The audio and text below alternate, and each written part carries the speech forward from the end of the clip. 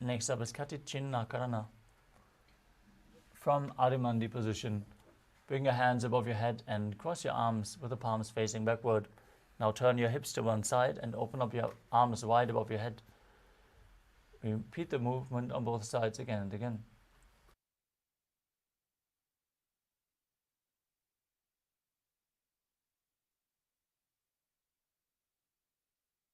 The next asana is Tadasana.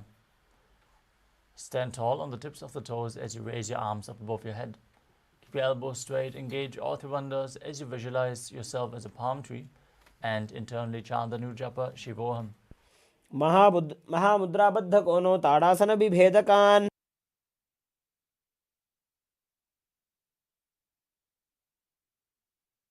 The next asana is Uttanasana. From a standing position, lean forward and down as you bring your hands flat on the ground in front. Engage all three bandhas and bring your forehead towards your knees. Visualize Swamiji in your inner space. Visualize the japa Shivoham rotating around your throat. महामुद्राबद्ध कोनो ताड़ासन विभेदकान्. The next asana is Tarakshvasana. As you keep your hands flat on the ground, shoulder width apart, step your feet back into a plank position. Now engage the perineal region, tuck your chin to the chest and start rotating your head from side to side. Visualize Swamiji in your inner space as you do so. नवस्थित्वा मस्तकं वारं वारं दक्षिणकुक्षिं सव्यकुक्षिं नजेत्.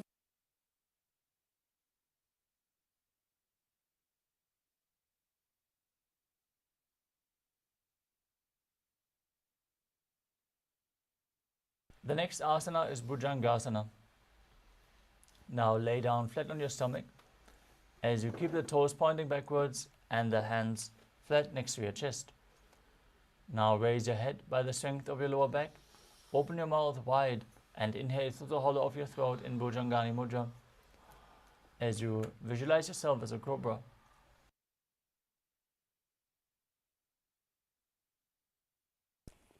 अंगुष्ठनाभिपर्यन्तम् अधोभूमौ विनिन्यसेत्.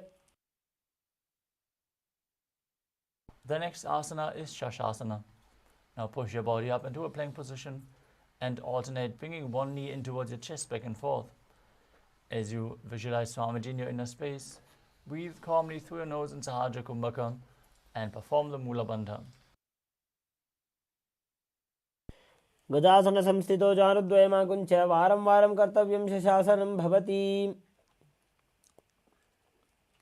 The next asana is Rathasana. From the plank position, step one foot in between the two hands, jump the foot back as you bring the other foot between the hands again and again. Visualize yourself as a chariot as you perform the Mula Bandha. गजासन संस्थितो एकैकं पादं पुरोमार्गेण भ्रामयित्वा कर्तव्यं रथासनं भवति.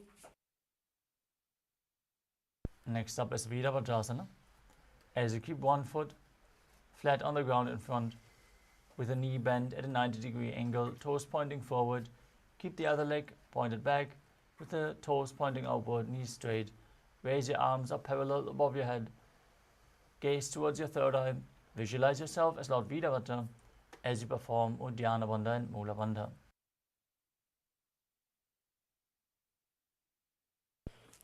वासिष्ठमथ कौण्डिन्यम् ऊर्ध्वकुक्कुटमेव च.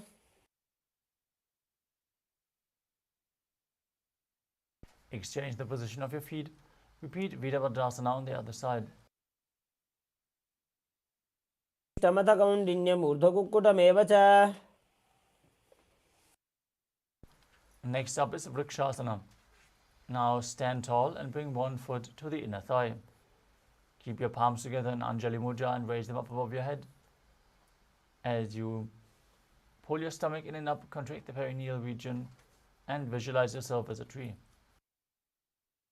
वामोरुमूलदेशे च जाम्यं पादं निधायतु. Next up is Garudasana. Now stand tall. Place one foot onto the opposite hip. Join your hands together in Namaskara Mudra in front of your heart center and visualize yourself as Lord Garuda in Garudasana. गरुडासनमावक्षे येन ध्यानं स्थिरं भवेत्. Now repeat Vrikshasana, the tree posture on the other side. साम्यं पादं निधायतु.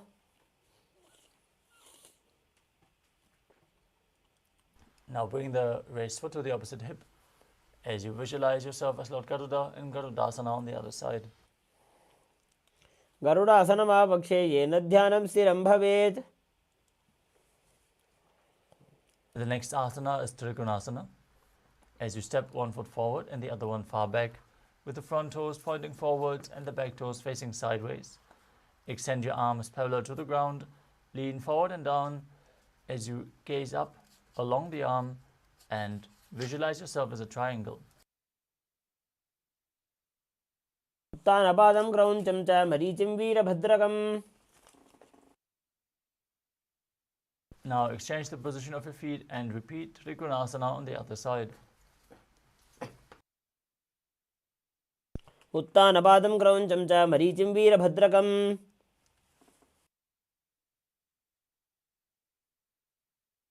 Next up is Nikutakakarana. From Arimandi position, heels together, toes pointing outwards and the knees bent. Raise one heel off the ground, place your hands in front of the chest with the palms facing each other and stomp the raised heel to the ground as you lift the other heel off the ground and exchange the position of your hands again and again.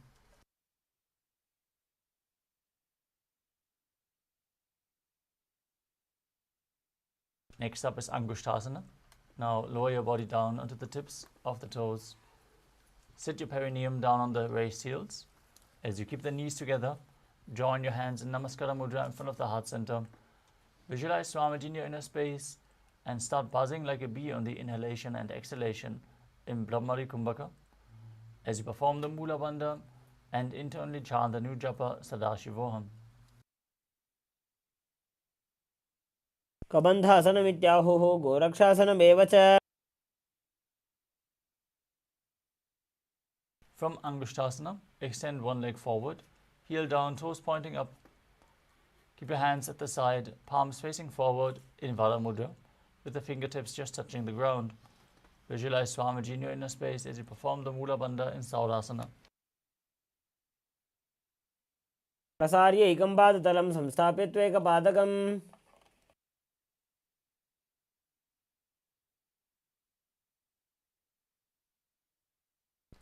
The next asana is Virunanasana. From Saurasana, lean forward and down. Hold onto the big toe of the front foot in Prana Mudra with index and middle fingers. As you lean forward, hold onto the heel of the back foot with the other hand. Visualize Swamiji in your inner space and perform the Mula Bandha. गुल्फस्थितो पादमेकं प्रसार्य तत्पादाग्रं संस्पृशेत् तत्करेण. Now exchange the position of your feet and repeat Saurasana on the other side. प्रसार्य एकं पादतलं संस्थाप्य त्वेकपादकम्.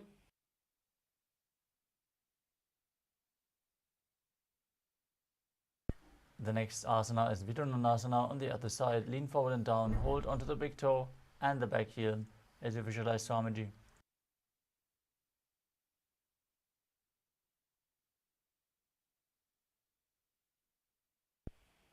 गुल्फस्थितो पादमेकं प्रसार्य तत्पादाग्रं संस्पृशेत् तत्करेण. The next asana is Brahmajalankushasana. As you keep your toes on the ground, the heels raised, perineum placed on the raised heels. Keep a gap between the knees and place your hands, the back side of your hands, on top of the knees. Contract the perineal region, tuck your chin to the chest and gaze in between the hands in Shambhavi Mudra with eyes opened wide, unblinking, gazing within as you visualize Swamiji in your inner space. दो बूफना पानी होई वैसे एड़ी दो गुदानी वैसे. The next asana is Kapilasana. As you place your knees on the ground with the toes tucked behind, sit your perineum down on the heels. Rest your hands on top of the thighs. As you pull your stomach in and up, contract the perineal region and gaze towards your nose, visualizing yourself as sage Kapila Muni. पगतली से मटारावे तिनकी माहिली को और मिलावे. The next asana is Patala Godakasana. As you maintain the same position, shift your gaze to your third eye, the visualization to Swamiji and the Bandha to the Mula Bandha. दो पगतली संपट करे कोरवारली भूपर इधरे. The next asana is Suryasana. As you sit with the toes tucked, perineum placed on the raised heels, keep your knees off the ground and spread wide. Join your thumbs and little fingers together and open up your palms resembling a lotus flower in Padma Mudra. As you raise your arms up above your head and gaze through the gap between the palms, visualizing Lord Surya in your inner space and performing Uddiyana Bandha and Mula Bandha. एडी दो गुदा तरियाने फना पानी बैठक पुनिठाने. The next asana is Mandukasana. Now sit with your toes flat, perineum on the heels. Keep your hands on top of the knees and lift your tongue up against the roof of your mouth. Visualize yourself as a frog as you gaze to your third eye, performing Manduki Mudra with your tongue. Breathe calmly through your nose in Sahadra Kumbhaka and perform the Mula Bandha.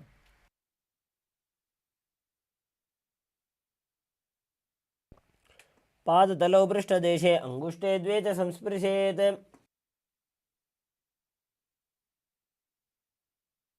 The next asana is Uttara Mandukasana. As you maintain the same position as in Mandukasana, bring your hands behind your back and hold on to opposite shoulders, keeping your elbows close to your head. Visualize yourself as a frog, gaze to your third eye, perform Manduki Mudra with your tongue, and engage Uddiyana Bandha and Mula Bandha. मंडुकासन मध्यस्थं कूर्पराभ्यां धृतं शिरः. The next asana is Simhasana. Now cross your ankles and sit on your feet. Keep your knees wide, fingers spread on top. Open your mouth wide, stick out your tongue and exhale forcefully as you gaze at the tip of your nose and visualize yourself as a lion.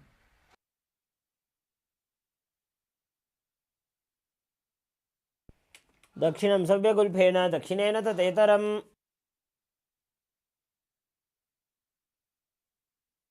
The next asana is Bhadrasana. As you sit with your heels under the perineum, the knees opened wide, cross your hands behind your back and hold onto the big toes in Prana Mudra. Apply Jalandhara Bandha and Mula Bandha. As you gaze to the tip of your nose, visualize Swamiji in your inner space and return to buzzing like a bee in Brahmari Kumbhaka.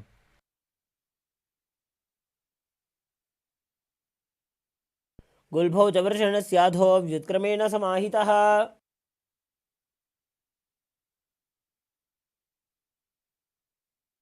Next up is Kakabhushandi Asana. As you squat and keep the feet flat on the ground with the knees opened wide, bring your arms in and around the back as you interlace your fingers behind your back. Gaze towards your nose as you visualize yourself as a crow. प्रथमे वेसकोकठाने दो वो हाथ पगमीच आने.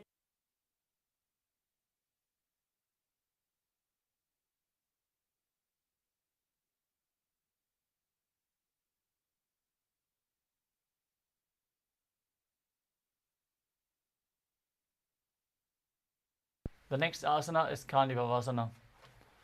As you place your palms on the floor, shoulder width apart, bring your knees onto the back of your arms towards your armpits.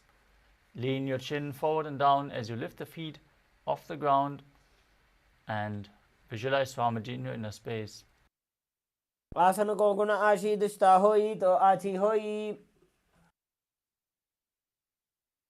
The next asana is Kapali Asana. This is going to be the first inverted posture of the sequence.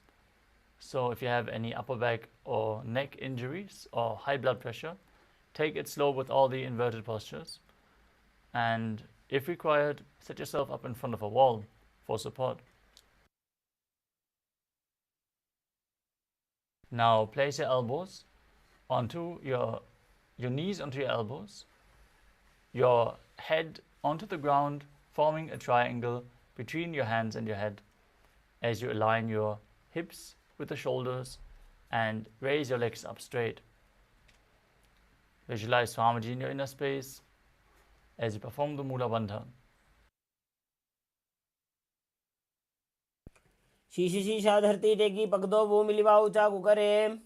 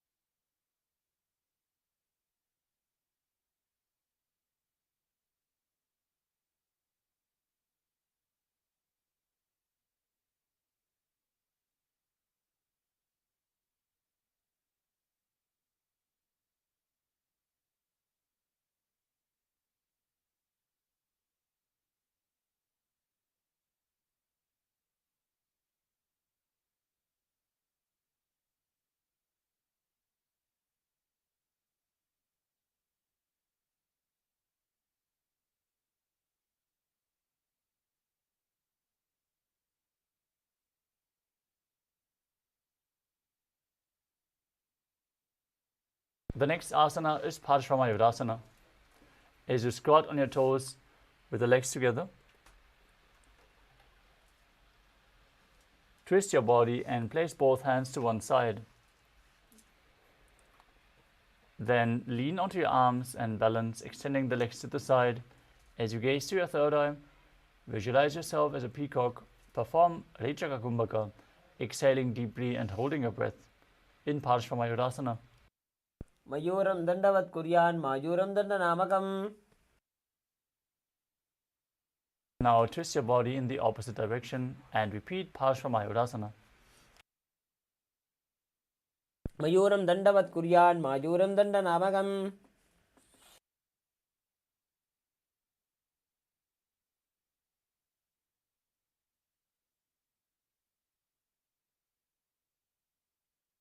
Now place your hands flat on the ground in front as you step your feet back into a plank position. Then step one foot outside the shoulder in between the two hands. As you push your hips forward, contract the perineal region, gaze to your third eye and visualize yourself as Lord Kala Bhairava in Bhairaganathasana. आसन को गुण बीती जाई. Now step the front foot back and bring the other foot outside the shoulder in between the hands.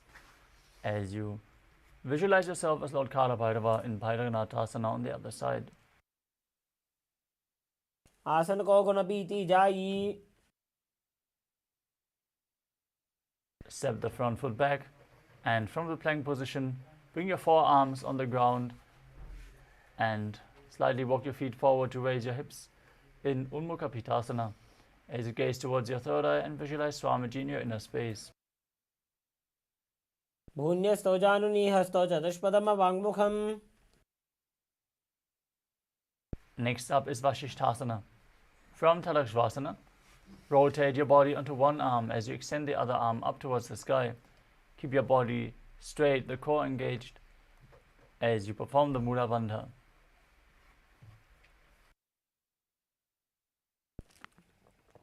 ऊर्ध्व कुक्कुटवासिष्ठ मरीचिहल मत्स्यकम्. Now rotate your body to the other side. Lift your arm. Visualize yourself as H Vashishta and Vasishthasana on the other side. ऊर्ध्व कुक्कुटवासिष्ठ मरीचिहल मत्स्यकम्.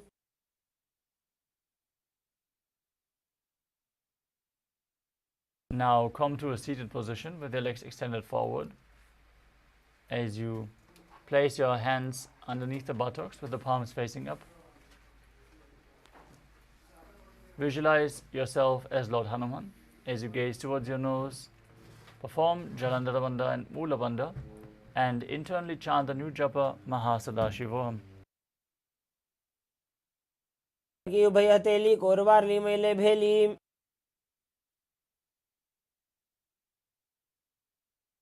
The next asana is Paschimottanasana. As you sit with the legs stretched out, Bend from the waist and hold the big toes with index and middle fingers in Prana Mudra. Bring your chest to the thighs, head to the knees, and engage all the bandhas as you visualize Swamiji in your inner space.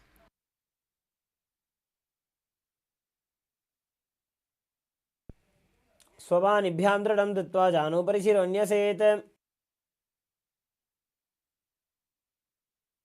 The next asana is Ugrasana. From the same position, interlace your fingers behind your head in Parashur Mudra. Lean forward and down. Bring your head towards the knees, in between the knees if you can, as you bring your elbows outside the knees. Engage your core. Perform all three bandhas as you visualize Kali in your inner space. स्वबानिभ्यां दृढं धृत्वा जानोपरि शिरोन्यसेत्. Next up is Marichi Asana. As you sit with the legs extended, bring one heel against the groin with the knee raised. Bring your arm in and around the raised knee. Interlock both hands behind the back. As you lean forward and down, bring your head towards the knee and visualize yourself as H. Marichi. उत्तानपादं क्रौञ्चं च मरीचिं Virbhadra. From Marichi Asana, drop the raised knee to the ground. Keep the heel against the perineum. Lean forward and down and hold the front foot with both hands. As you engage all three bandhas, Mahamudra Bandha, gaze towards your nose and visualize Swamiji in Mahamudrasana. महामुद्रां प्रवक्ष्यामि तन्त्रेऽस्मिन् मम वल्लभे.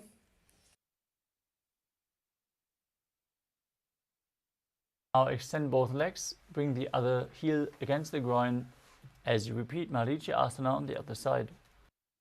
उत्तानपादं क्रौञ्चं च मरीचिं वीरभद्रकम्. Now drop the knee to the side, lean forward and down, perform Mahamudra Bandha in Mahamudrasana on the other side. उत्तानपादं क्रौञ्चं च मरीचिं वीरभद्रकम्.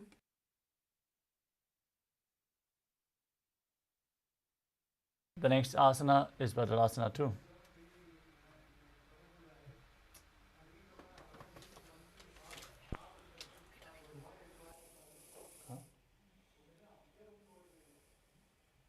Now sit and bring the soles of the feet together in front with the heels close to your perineum. Keep your knees wide. Hold onto your feet firmly with both hands as you push your knees down to the ground by the strength of your groin. Gaze to your third eye and visualize Swamiji in your inner space as you perform the Mula Bandha. गुल्फौ च वृषणस्याधो सीवन्त्याः पार्श्वयोः क्षिपेत्.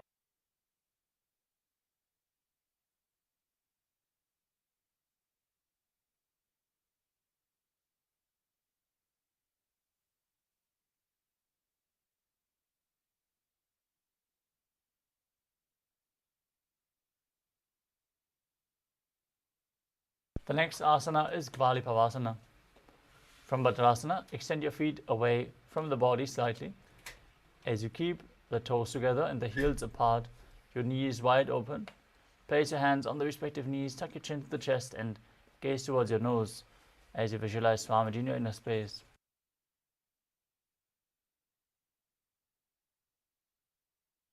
पूर्व चरपुट चौक का ख्यो सोजी वाही विधि जो कीजे sooji.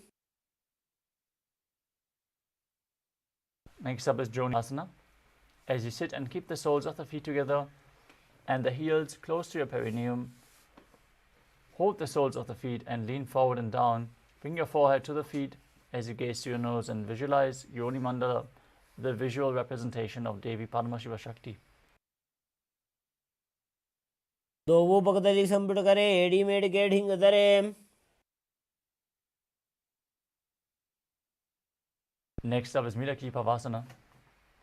As you sit and keep the heels together and the toes apart, extend your arms out to the side and lean forward and down.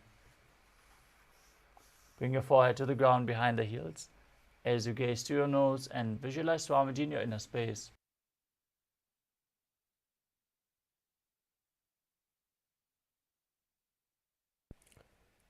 पूर्व विधि परिपकदली संपुट शोर एड़ी मिली राशे. Next up is Siddha Samadhi Asana. As you sit and keep the toes together, heels apart, Bring your arms below the shins and extend them out with the palms facing up.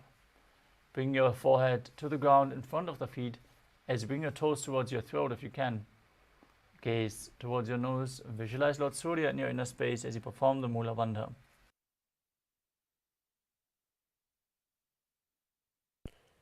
दो भूपकतली संपुट करे 16 मेढ़ आगा में धरे. Next up is Chinaki Pavasana. As you sit and keep the heels together, toes apart, the feet close to the groin, hold your feet and open them up like a book as you bring your elbows onto the thighs, pushing the knees down to the mat. Gaze to your nose, visualize Swamiji in your inner space and perform the Mula Bandha. दो उपका की एड़ी धरती मगिवा मेढ़ लगावे. The next asana is Chaturbata Chukasana. As you sit with the soles of the feet together, heels at the perineum, place your hands on the respective knees and gently push them down. Gaze to your third eye as you visualize Swamiji in your inner space and perform Uddiyana Bandha and Mula Bandha.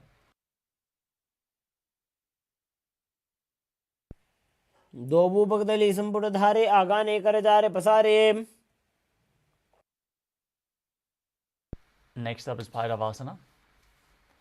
As you sit and bring the soles of the feet together with the knees opened wide, lift your heels up off the ground and bring the toes down to the ground. Use the support of your hands if needed in this intense stretch. As you then place your knees on the ground and your hands on top of the knees in Bindu Mudra. Gaze to your third eye, visualize yourself as Lord Kala Bhairava as you perform Uddiyana Bandha and Mula Bandha.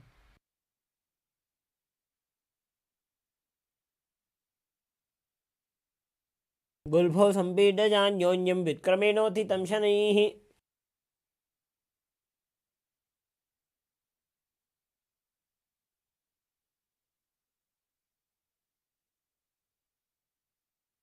The next asana is Samanasana. As you sit with one heel at the perineum, lift and hold the other foot towards your chest. Gaze to your third eye and visualize Swamiji as you perform the Mula Bandha. समानासनमावक्षे सिद्धमन्त्रादि साधनात्. The next asana is Apanasana. Now place one leg over top of the respective shoulder as you extend the other leg forward and up. Keep your hands at the side of your body as you gaze to your third eye and visualize Swamiji in your inner space. केवलं पादमेकञ्च स्कन्धे चारोपयेत् ततः. Now repeat Samanasana on the other side. Place the other heel against the groin and lift the opposite foot towards your chest with the sole onto your chest. आसनमावक्षे सिद्धमन्त्रादि साधनात्.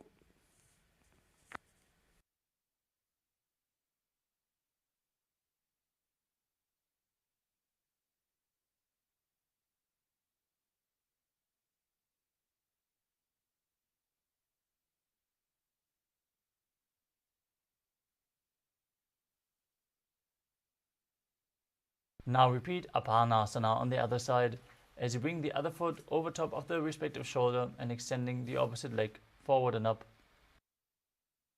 केवलं पादमेकञ्च स्कन्धे चारोपयेत् ततः. The next asana is Gomukhasana. As you sit and cross your legs, stacking the knees in front of the body with the heels close to your hips. Interlace your fingers and place them on the top knee. As you gaze to your nose, visualize the face of a cow. Start breathing in Sitkari Kumbhaka as you press your tongue against the top of your mouth and hiss through your teeth without your tongue touching the teeth. As you engage the Mula Bandha and internally chant the new japa Om Nithyanandoham. सव्ये दक्षिणगुल्फं तु पृष्ठपार्श्वे नियोजयेत्.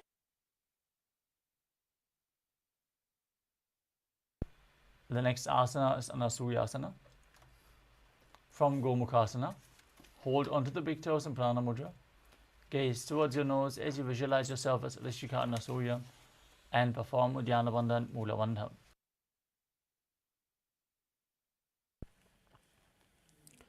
दक्षिण कोड़ों नीचे उठाने, बाहों तागे ऊपर आने.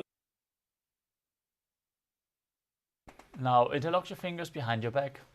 Lean forward and down. Bring your chin over the knee, nose towards the ground as you gaze through your nose and visualize yourself as Rishika Anasuya in Anasuyasana 2. जीमणा गोदा की संधि, उपरिड़ा वागोड़ा की संधि. The next asana is Garudasana 2. Now sit on the ground with one heel pressed against the perineum, the opposite foot flat in front with a knee raised against the chest. Place the hands on the respective knees as you gaze towards your nose and visualize yourself as Lord Garuda.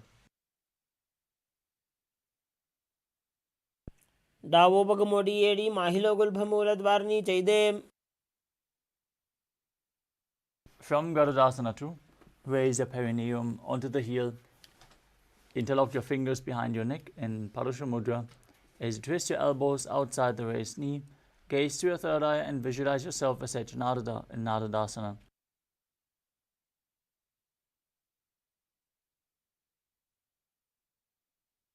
पिष्टि जो वाम पगदली केरी, भूपरिता ही लगावे फेरी.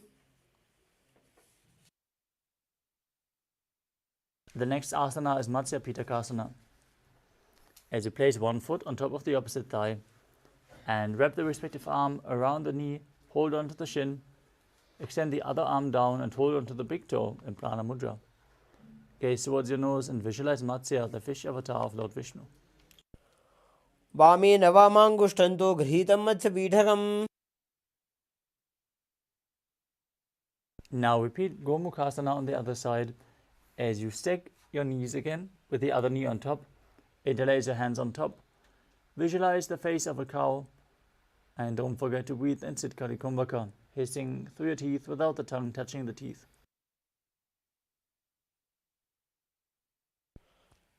सव्ये दक्षिणगुल्भं तो पृष्ठपार्श्वे नियोजयेत्. Now hold onto the feet and visualize yourself as Rishika Anasuya in Anasuyasana on the other side. दक्षिण कोड़ों नीचे उठाने, बाहों तागे ऊपर आने.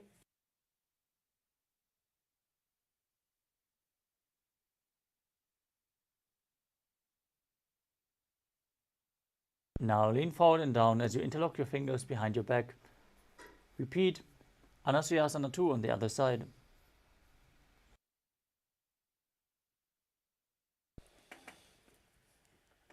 जीमणा गोदा की संधि, उपरिड़ा बागोड़ा की संधि. Now sit flat with the other perineum against the heel, opposite foot flat, hands on the knees, visualizing yourself as Lord Garuda in Garudasana 2 on the other side. Davos पग मोड़ी एड़ी, माहिलो गुल्भ मूलद्वारनी चैदे.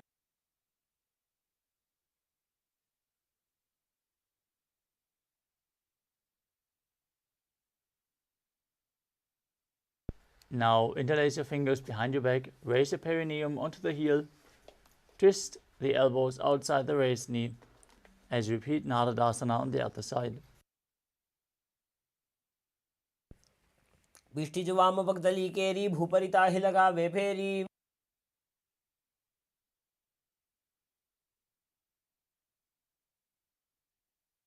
Now repeat Matsya Pitakasana on the other side as you place the other foot on top of the opposite thigh, hold onto the big toe and the shin, and visualize Matsya, the fish avatar of Lord Vishnu.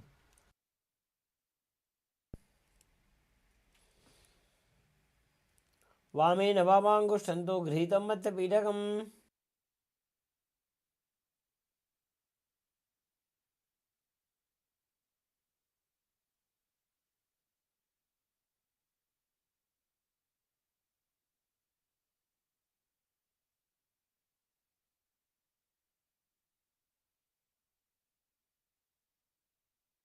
The next asana is Matsyendrasana.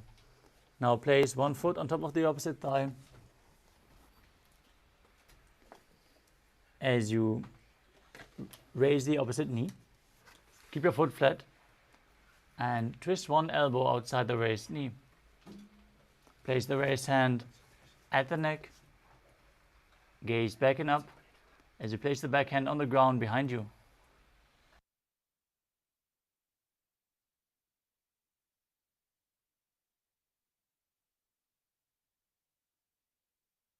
Visualize Matsendranath, the great sage and master of Hatha Yoga, in Matsendrasana.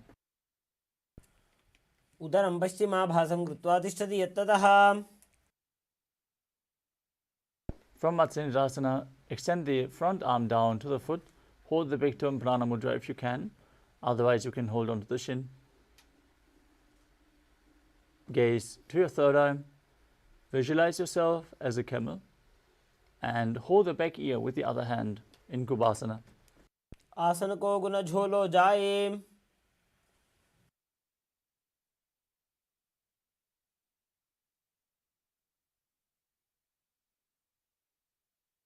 From Kubhasana, drop the hand from your ear to the ground behind you. Gaze to your third eye and visualize Sage Matsendranath in Matsendrasana 2. मत्स्येन्द्रपीठं जठर प्रदीप्तिं प्रचण्डरुक्मण्डलखण्डनास्त्रम्. Now stretch both your legs out and place the other foot on top of the opposite thigh as you repeat Matsyendrasana on the other side. उदरं पश्चिमाभासं कृत्वा तिष्ठति यत्ततः.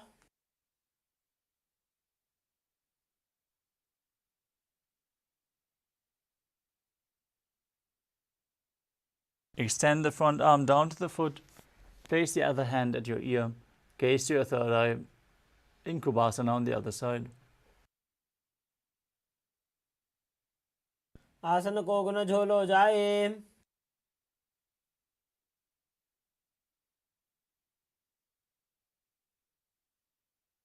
Now drop the hand from your ear to the ground behind you. Twist your body even further as you gaze towards your third eye and visualize Sage Matsendranath and Matsendrasana 2 on the other side. मत्स्येन्द्रपीठं जठर प्रदीप्तिं प्रचण्डरुक्मण्डलखण्डनास्त्रम्. Now place your feet on top of opposite thighs in Padmasana. As you keep your hands on top of the knees, gaze towards your nose, visualize yourself as Lord Shiva. Breathe in Sitali Kumbhaka as you press your tongue against the back of your teeth and hiss through the teeth while inhaling. Perform Mahamudra Vanda and internally chant the new japa Om Nithyananda Paramashivam. आसनं द्विधं प्रोक्तं पद्मं वज्रासनं तथा. Now maintain Padmasana. Cross your arms in front of your body. Hold onto the big toes in Prana Mudra. As you gaze towards your nose, visualize yourself as Goddess Parvati, the consort of Lord Shiva. Keep breathing in Sitali Kumbhaka and engage the Mula Bandha in Padmasana 2. उत्तानौ चरणौ कृत्वा ऊरु संस्थौ प्रयत्नतः. Next up is Kukutasana.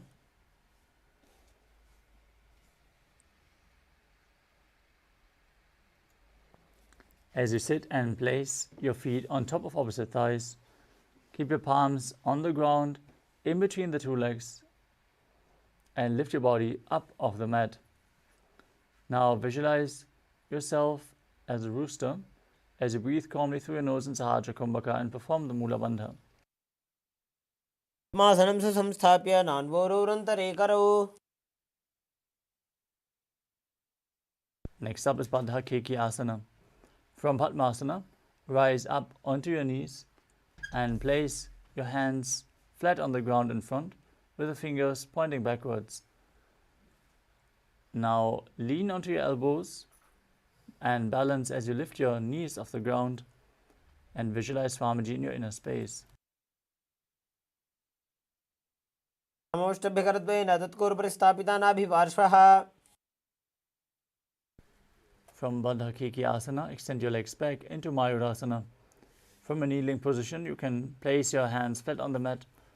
Bring your elbows to the navel, lean forward until you find balance, and then extend your legs up straight. Visualize yourself as a peacock as you perform the Mula Bandha in Mayurasana. Akshay Mahadev मयूरासनम् उत्तमम्.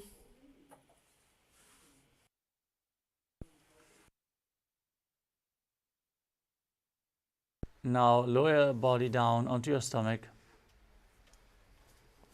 in Makarasana. As you interlock your fingers behind your neck and keep the toes pointing outwards, placing the forehead on the ground. Visualize yourself as a crocodile. Breathe calmly in Sahaja Kumbhaka and perform the Mula Bandha.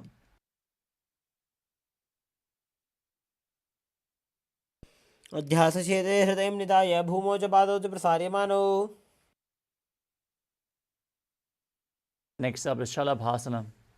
As you lay on your stomach, keep your hands next to the chest, flat on the ground, and raise your legs up off the mat. Visualize yourself as a locust as you perform the Mula Bandha.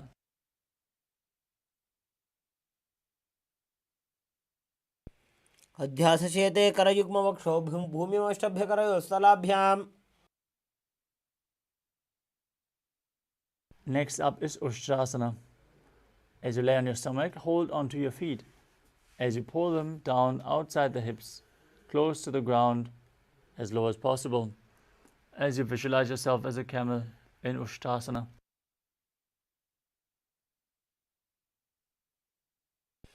उद्ध्यासचेते पदयुग्मव्यस्तं पृष्ठे निधाय धृतं कराभ्याम्. The next asana is Dhanurasana.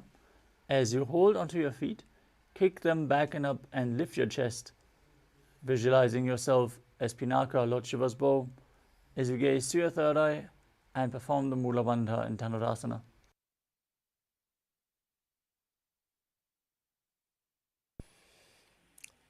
प्रसार्य पादौ भूयदण्डरूपौ करौ च पृष्ठे धृतपादयुग्मम्. The next asana is Bhagasana. Now sit in a kneeling posture with your heels outside the hips, the toes touching behind. Place your hands on the thighs, gaze to your third eye. Visualize Swamiji in your inner space as you perform the Mula Bandha and internally chant the new japa Om Nithyananda Paramashivoham.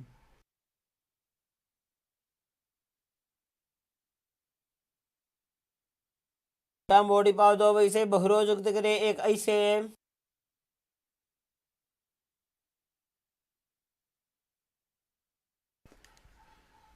The next asana is Gohi Asana. We are setting up for another inverted posture. So place yourself in front of a wall if you need the support. Now place your forearms on the ground, elbows shoulder width apart. Interlock your fingers. Place the crown of your head onto the mat and hold your head with your hands. As you raise your hips, walk the feet forward until your hips align with the shoulders. And then jump your feet up and pull the knees in towards your chest, as close to your chin as possible. Squeeze your body as you gaze to your nose and visualize Swamiji in your inner space. दो हाथ की कहुनी जोई पुण्य कलाई जाने दोई. From Gohi Asana, extend your legs up straight into Shirshasana. Now gaze to your nose, visualize Swamiji and perform the Mula Bandha in this headstand posture. विपरीतं मण्डलं च द्विधैव विदितं हिनः. Next up is Poriasana. Come to a seated posture with your legs extended forward.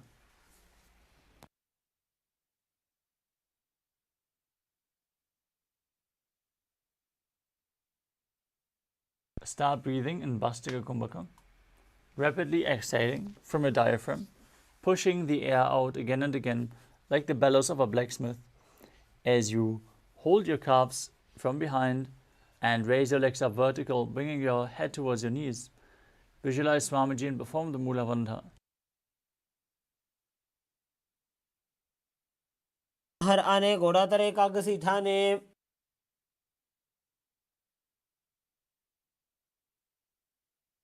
The next asana is Parighasana. With your legs extended forward, up at a 45-degree angle, bring your hands behind your back, holding onto opposite shoulders. As you gaze to your third eye, visualize yourself as a mace and keep breathing in Bhastika Kumbhaka and Parighasana. उत्तानशयनं कृत्वा पादौ मिलित्वा प्रसार्य.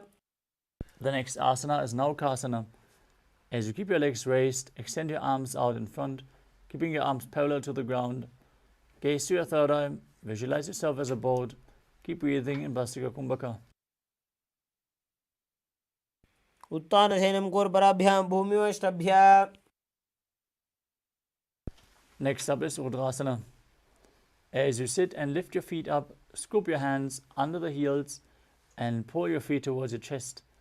Keep your spine upright, gaze towards your nose, and visualize yourself as Lord Rudra as you keep breathing in Bhastika Kumbhaka. पगतली संपूट करी हाथस्य उचाजी. Now breathe calmly through your nose as you lay down on your back with the feet flat, knees raised, hands flat on the ground behind your heels with the palms facing down. Now push your hips up, engage the perineal region, and perform the Jalandhara Bandha as you breathe in Mudra Kumbhaka, exhaling while the throat lock is still engaged.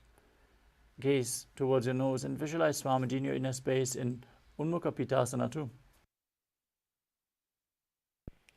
ऊर्ध्वे च जानुनी कृत्वा शवेत्वोर्ध्वमुखं तथा.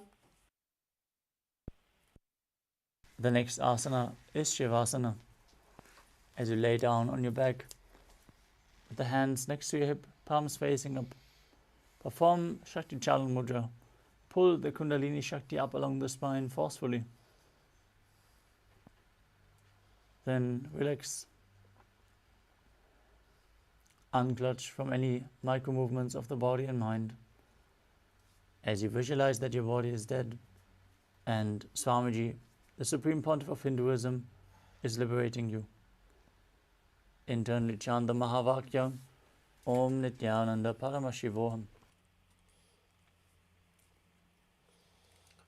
उत्तानं शववद्भूमौ शयनं तु शवासनं. शवासनं श्रान्तिहरं चित्तविश्रान्तिकारणम्.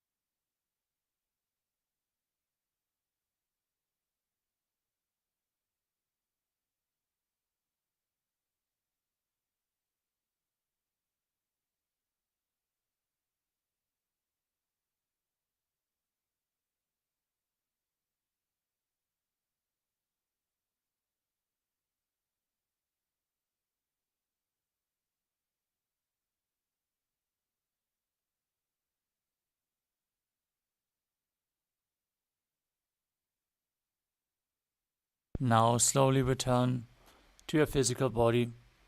Start to wiggle your fingers and toes, your wrists and your ankles, your elbows and your knees.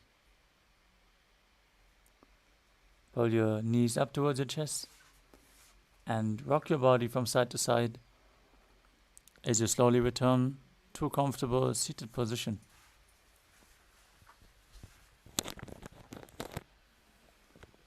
Congratulations, you completed the first 108 asanas of the sequence, which form the Pratama Vinyasa Karma. We are now going to move on to the next asana of the sequence, Yathasana. Now sit in a position that brings ease to your physical and mental space. Any posture is fine. Just place your hands on top of the knees in Bindu Mudra. Visualize Swamiji as you perform the Mula Bandha in Yathasana. पर्यङ्कं तत्समाख्यातं जितसंस्थं यथा स्थितिः.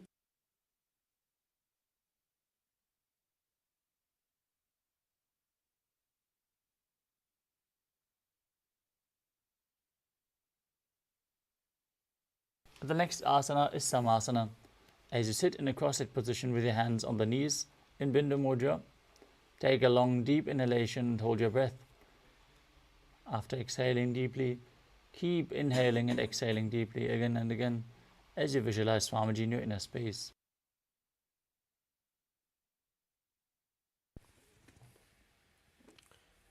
इदानीं गर्भिणीनां योगाभ्यासो यथा लघु. The next asana is Muktasana. As you place the left foot against the genital region, place the right foot over top of the left. Keep your hands facing down on top of the knees as you gaze towards your nose and visualize yourself as a sage liberated by the supreme pontiff of Hinduism.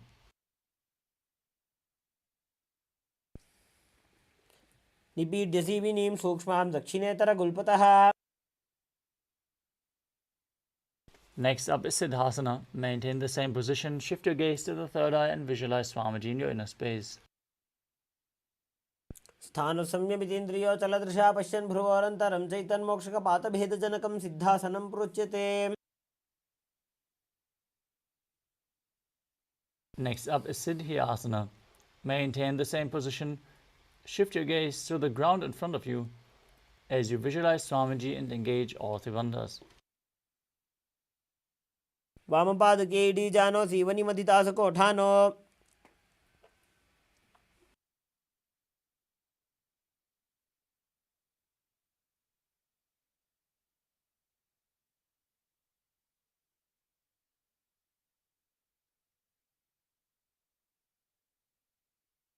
The next asana is Rudrasana 2. As you keep your legs in the same position, rotate your hands back into Bindu Mudra, shift your gaze to the third eye and visualize yourself as Lord Rudra.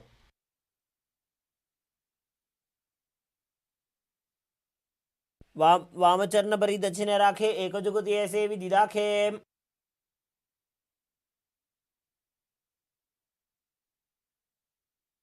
The next asana is Santadunasana. As you maintain the same position, sit your gaze to the nose and embody tranquility and an unshakable nature. आसन की गुण मन की चंचलता meet.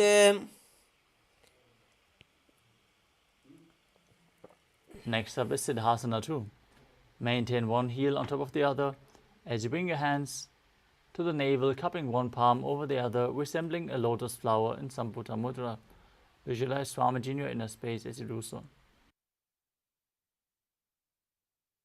ऋजुकाय समासीना सिद्धासनमुदीरितम्.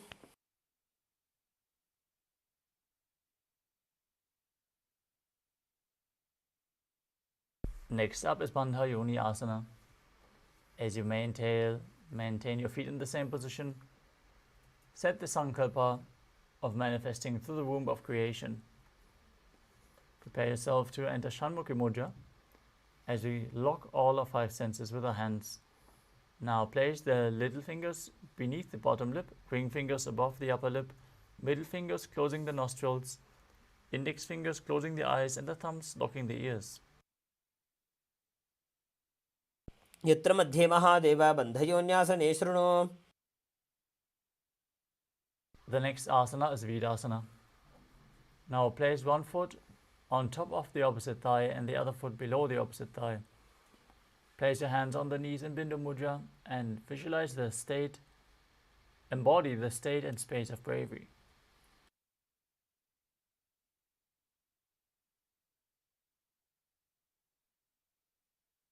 एकं पादमथैकस्मिन् विन्यस्योरुणि संस्थितः.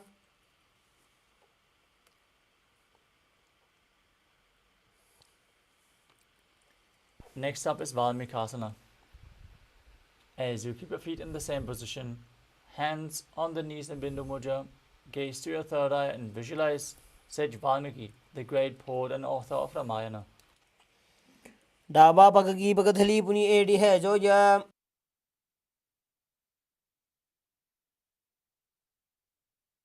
The next asana is Joni Mudrasana. Maintain your feet in the same position, rotate your hands on top of the knees, flat onto the knees. As you gaze through your nose and visualize Yoni Mandala, the visual representation of Devi Paramashiva Shakti. वामपाद की पगदली जाहि माहिली core.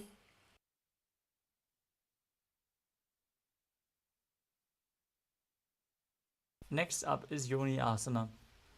As you keep your feet and hands in the same position, switch your gaze to your third eye, your visualization to Yoni Mandala, and perform the Mula Bandha.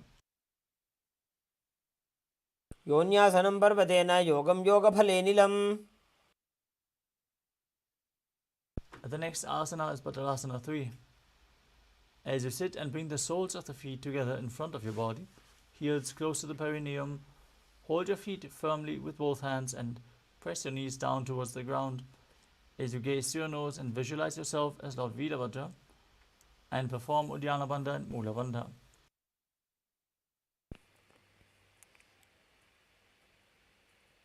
गुल्फौ च वृषणस्यादः सीवन्त्याः पार्श्वयोः क्षिपेत्.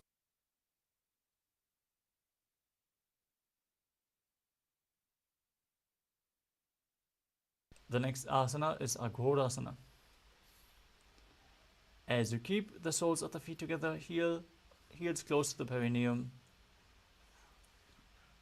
press your tongue up against the roof of your mouth in Kechari Mudra or even higher towards your third eye if you can. Now cover your mouth with your right hand, close the left nostril with the index finger, inhale through the right nostril, close both nostrils and hold your breath, and then exhale through the left nostril, repeating on both sides in Abhyantara Kumbhaka. As you gaze towards your third eye and visualize yourself as an Aghori.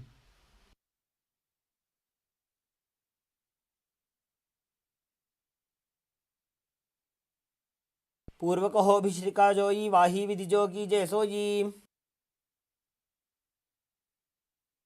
Next up is Kanadi Pavasana. As you bring your feet together in front, the toes together and the heels apart, place your elbows on the heels and rest your chin on the palms. Gaze towards your nose, engage Uddiyana Bandha and Mula Bandha. As you breathe in the Rechaka Kumbhaka, exhaling and holding your breath while visualizing yourself as a female elephant drinking water. ग्वाली पावा आसन का क्यों है जैसे Yahoo में जाने विधि तैसे. The next asana is Padasana. Sit with your knees raised, arms between the thighs and calves. Interlace your fingers and raise your feet off the mat. As you gaze towards your nose and visualize Swamiji in your inner space. ततोर्ध्वम्रे च येत् वायुं मृदुनिश्वास संयुतम्.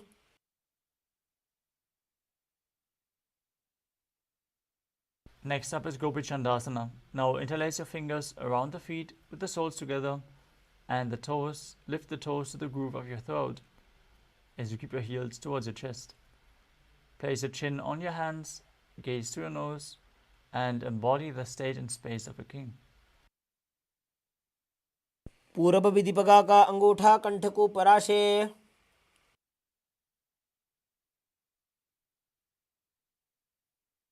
The next asana is Uddarasana. As you sit with the soles of the feet together, insert your hands underneath the legs and hold your feet with interlocked fingers. Now bring the feet up towards your chest as you bring your head down, touching your chin with the soles of the feet. Gaze through your nose and visualize your body free from any defects. ದೋಭೂಪಕದಲ್ಲಿ ಸಂಪುಟಟಾನೆ ಉಭಯಹಸ್ತಕರಿವೃತ ಹಿತಾನೆ. From the same position, raise your feet even higher in front of your face, with your interlocked fingers above your forehead in Vishishtasana, visualizing yourself excelling in everything. ದೋಭೂಪಕದಲ್ಲಿ ಜೋಡಿ ಸಂಪುಟ ಕರೆ. Next up is Bhujasana. From a seated position, lift both legs over top of the respective shoulders. Bring your arms underneath the legs and up, interlacing your fingers around the back of your neck. Visualize yourself as a cobra as you perform the Mula Bandha. ಶಿರಾಸನಂ ತು ವಿಜ್ಞೇಯಂ ಕಕ್ಷಾಸನಮತಃ ಪರಂ. Next up is Kalyanasana. As you maintain a seated posture, raise your legs up, bring your elbows under the knees and wrap your arms around the back. Clasp your palms behind your back if you can. Gaze towards your nose and visualize yourself as a beautiful, auspicious goddess. दो हाथ पगम नीचे आने, तिनको गोड़ा नीचे ठाने.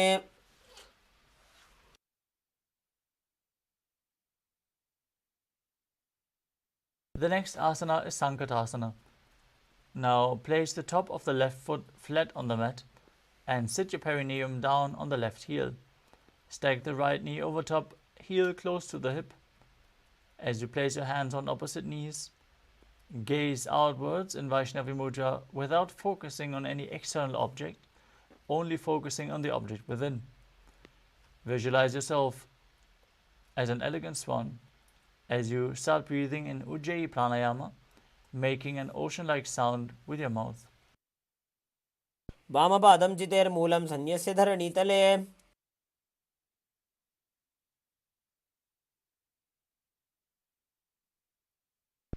Now slide the left heel outside the hip. Sit on the ground as you place both hands on the top knee. Visualize a cow in your inner space. Perform Uddiyana Bandha and Mula Bandha in Dhenukasana. अनुषागी Nagar पंचडं वृषीलिन्दगल्यम्नी. Now place the right foot on the left thigh and the left foot on the right knee. Bring the left arm behind your back. Twist your body to hold on to the opposite thighs with your hands. Once you catch hold, twist your body even further. Gaze towards your third eye and visualize Swamiji in your inner space and Machandrasana. वामजङ्गप्रदक्षिणटाने वामहस्तपिष्टे दिशाने. Now untwist your body, hold onto the feet. As you maintain your legs in the same position, lean forward and down, place your forehead on the ground and visualize Swamiji in Machandrasana too. प्रथमजी मनो चरणजुजोजी वामजङ्गपरिराखेसोजी.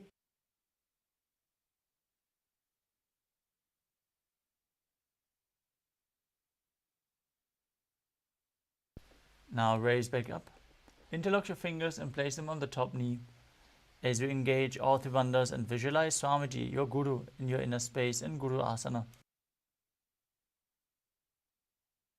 ऊर्मूले इतरपादस्य कनिष्ठिका प्रदेशगुल्फं संस्थाप्य.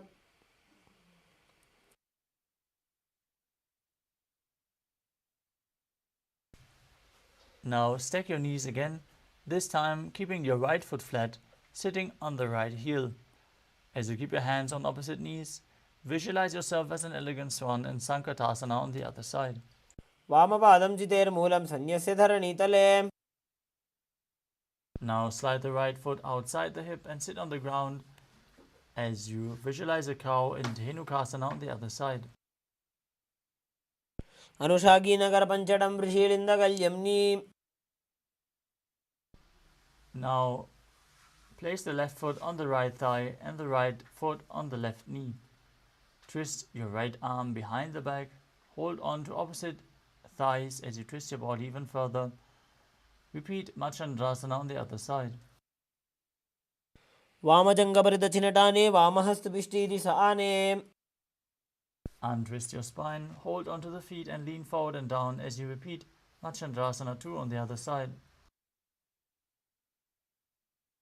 प्रथम जी मनो चरण जुजोजी वामजङ्गपरि राखे sooji. Now interlace your fingers, place them on the top knee, engage all three bandhas as you visualize your Guru in Guru Asana. ऊर्मूलेतरपादस्य कनिष्ठिका प्रदेशगुल्फं संस्थाप्य. Next up is Parshasana. As you sit with your feet flat on the ground, the knees raised, hold the knees with opposite hands and pull them close towards your chest. Push your tongue up in Kechari Mudra as you gaze to your third eye and visualize Swamiji in your inner space. पादतले भूमौ निधाय जानुनिवृसि निधाय. Next up is Bodha Shukasana.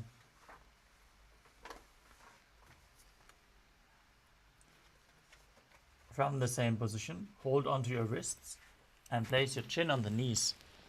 Gaze towards your nose and visualize being in an abode of bliss.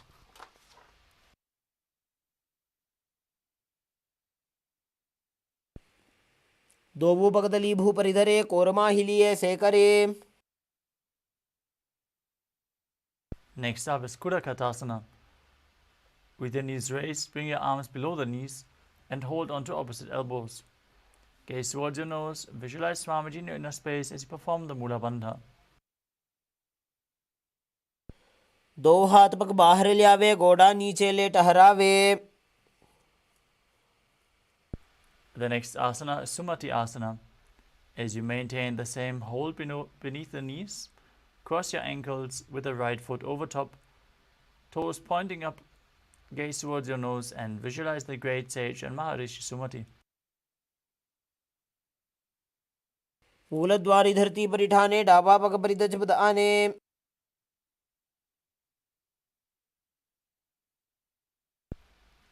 Next up is Dandasana. As you extend your legs out straight, raise your arms straight above the head, interlacing the fingers with the wrists pointing outwards.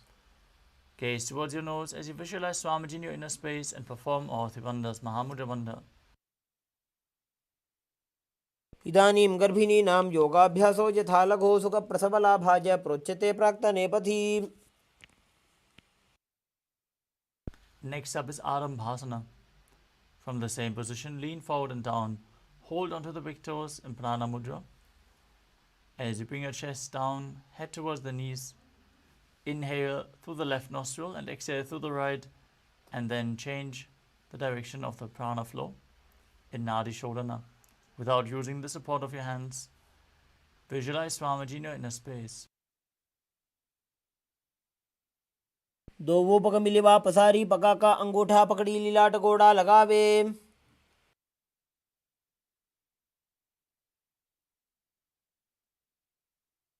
Next up is Pirukasana. As you sit with the legs straight, slightly raise your knees and bring one hand distance between the heels. As you lean forward and down, bring your shoulders underneath the knees and hold your feet from the outside. Gaze to your third eye, visualize Swamiji in your inner space and perform the Mula Bandha. प्रथम बैसी दो पाव पसारी कछुक ऊर्ध को कुरडो डारे. Next up is Jalandhari Pavasana. As you extend both legs out with the heels together, place your chin on the heels and bring your arms below the chins with the palms facing up. Gaze towards your nose as you visualize Swamiji in your inner space. दो वेड़ी में लिखे दीजिए हाथ पसारी.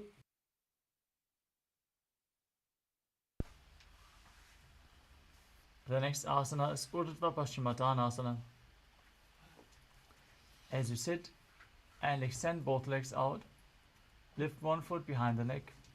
lean forward and down and hold on to the front foot with both hands as in Paschimottanasana. Now visualize Swamiji in your inner space as you perform Pratyahara Pranayama, focusing on the prana flowing up through the 9 points within the body as revealed by Mahadeva himself. Those 9 points are the soles of the feet, the regenerative organs, the navel, the heart, the throat, the uvula, the center of the eyebrows, the top of the forehead, and the crown of the head, the Brahmaranda. Perform the Mula Bandha and internally chant the Mahavakya, Om Nithyananda Paramashivoham. पश्चिमतानवत् संस्थितिं कृत्वा एकं पादं ग्रीवायां धृत्वा तिष्ठेत्. From Urdhva Paschimottanasana, lean back, straighten your spine, hold onto the foot which is still behind your neck with the opposite hand. Gaze to your nose and visualize yourself as infinite, endless, eternal, Ananta. उत्तानशयनी एकैकं Pai ग्रीवायां विन्यस्य. Next up is Ankushasana. From Anantasana, rest onto the elbow of the hand holding the foot. Concentrate on the prana flowing upwards as you gaze to your nose and feel in complete control. उत्तानशयित एकैकं पादं ग्रीवायां कुर्वन्. The next asana is Durushasana. As you lay on your back, hold your knees with opposite hands and pull them close as you rock your body from side to side. Visualize Swamiji in your inner space. उत्तानशयनं जानुनी हृदये वष्टम्भ जङ्घासहित उरोनि करद्वये बद्ध्वा.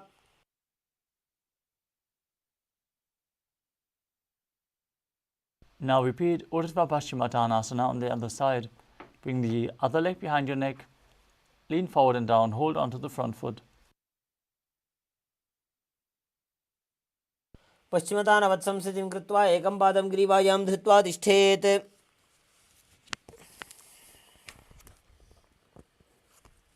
Now lean back into Anantasana. As you keep the leg behind your neck, hold onto the foot with the opposite hand. Gaze to your nose and visualize yourself as unending.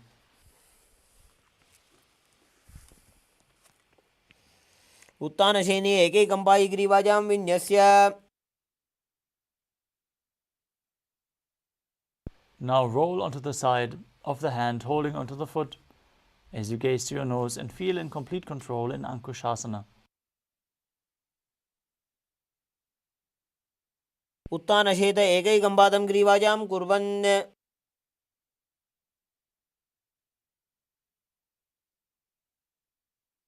The next asana is Yoga Nidrasana. As you lie on your back, lift your legs one by one up behind your head. Hold your hands behind your back and gaze to your nose as you visualize Swamiji in your inner space. पादाभ्यां वेष्टयेत् कण्ठं हस्ताभ्यां पृष्ठबन्धनम्.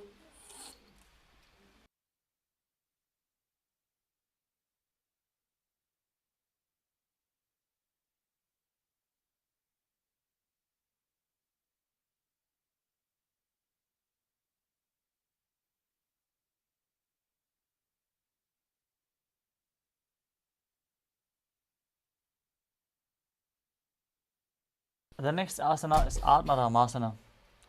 While laying on your back, raise your legs towards your head. Wrap your hands around the legs and interlace your fingers behind your neck. Gaze towards your nose as you visualize Lord Vishnu blessing you from within. Ram आसन प्रथम सूधो सोवे.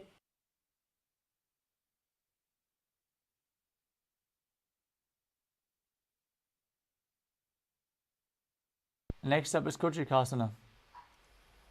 As you lay on your back, with the knees towards the chest, the soles facing up, extend your arms sideways, gaze to your third eye, and visualize Swamiji in your inner space. दो वो हाथ चीदा सा करे तिन सौ ube Sapa करे. Next up is Jatara Parivritti. This asana consists of 3 steps. We're going to perform all 3 steps and then repeat them on the other side. Let us first enter a neutral position where you pull your knees in towards your chest and extend your arms out to the side at shoulder level. Visualize Swamiji and perform the Mula Bandha as you drop one knee to the side and extend the other leg down. This is the first step. Now bend both knees to the same side. Second step. And extend both legs to the side, hold onto the feet and gaze in the opposite direction. Third step. Now return to the center, the neutral position, and then drop the other knee down to the side, extending the opposite leg. Bring both knees bent to the side and extend both legs to the side as you gaze away from the feet. परिवृत्ते कुक्षिभागे त्रिदाहि परिकीर्तितः. Next up is the Dviparapitam. As you lay on your back, place your feet flat on the mat with the knees raised. Hold on to your ankles and lift your hips up as you gaze through your nose and visualize yourself as sturdy as a bridge, breathing in Mudra Kumbhaka with Jalandhara Bandha and Mula Bandha engaged. प्रतिक्रियायुतं द्वन्द्वपीठः सर्वबलप्रदं गर्भिणीनां दुर्बलानामिति Gargi जगादनु.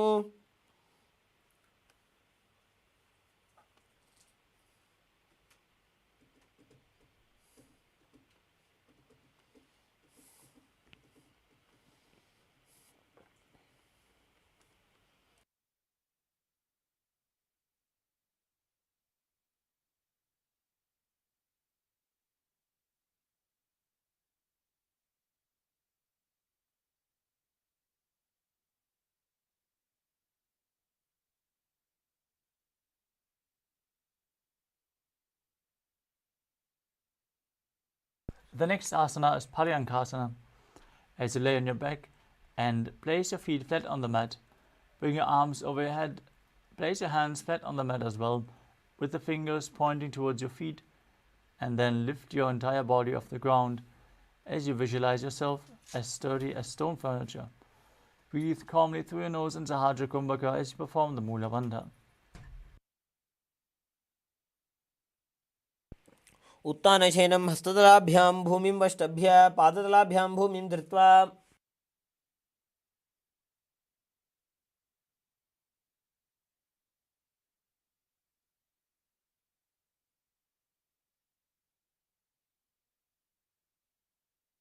Next up is Shvotanasana. As you lie on your back, lift your knees to the chest and place your hands on the shoulders. Move your hips in a circular motion as you visualize yourself as a dog playfully rolling around on its back. शवच्छरीरं संस्थाप्य जानुनी सम्मील्य नाभवाणीज्य. Next up is the Viparita Karani. As you lay supine, place your arms flat on the mat and push your legs and hips up. Be completely straight and then move your legs in a circular motion. Visualize Swamiji in your inner space as you perform Jalandhara Bandha and Mula Bandha. भूतले सशिरो दत्वा खेनये चरणद्वयम्.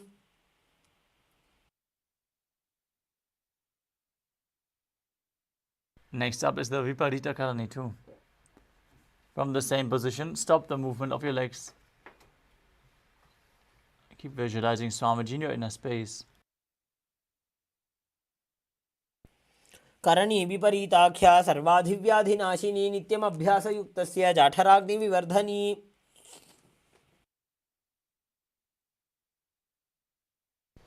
Next up is Langalasana.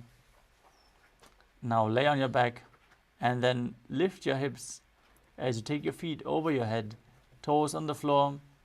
Place your hands stretched on the ground behind your back, interlaced in Padasha Mudra. As you rest on your neck and shoulders, visualize yourself as a plow.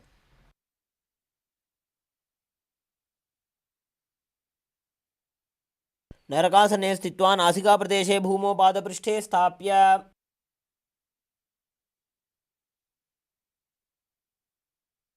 Next up is Shaita Paschimottanasana. As you lay on your back, lift your legs over your head, with the toes pointing to the ground. Hold onto the feet with both hands as you keep your arms and legs straight. This is one of the 84 asanas revealed directly by Lord Paramashiva himself. Perform Jala Nirabandha and Mula Bandha as you do so. शयित्वात् कुर्वीत शयितपश्चिमतानकम्.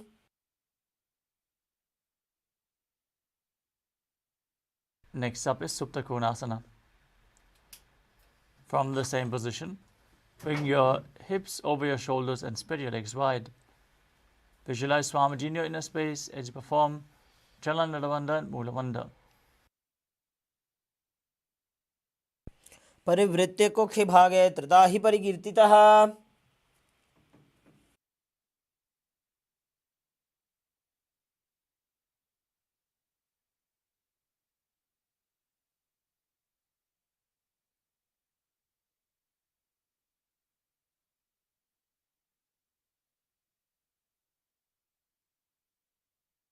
The next asana is Chakrasana. As you hold the ankles of the feet with the feet joined above your head, roll onto your back as you visualize yourself as a chakra, keeping the arms and legs straight. शवासनस्थद्वौ पादौ कुर्यान्मस्तकतः परो व्युत्क्रमेण ततः शीघ्रमेतत्सर्वस्य साधनम्. The next asana is Supta Prasarita Parangushtasana. As you lay on your back with your legs vertical, hold onto the big toes in Prana Mudra, and then open your legs wide to the side as you visualize Swamiji and perform Ujjayi Pranayama. उत्तानपादं क्रौञ्चं च मरीचिं वीरभद्रकं नटराजं त्रिकोणं च सुप्ताङ्गुष्ठप्रसारणे.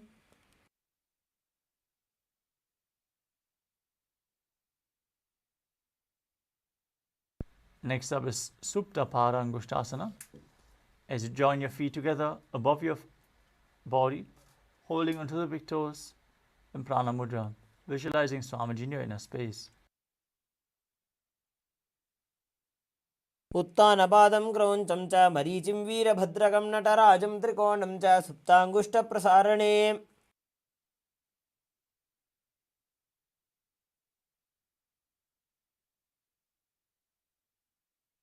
The next asana is Matsyasana. From Supta Parangushtasana, cross your legs into Padmasana. Lay on your back and hold opposite elbows over your head. As you gaze to your nose, visualize Matsya, the fish avatar of Lord Vishnu in Matsyasana. मुक्तपद्मासनं कृत्वा उत्तानशयनं चरेत् कूर्पराभ्यां शिरो वेष्ट्या मत्स्यासनं तु रोगः.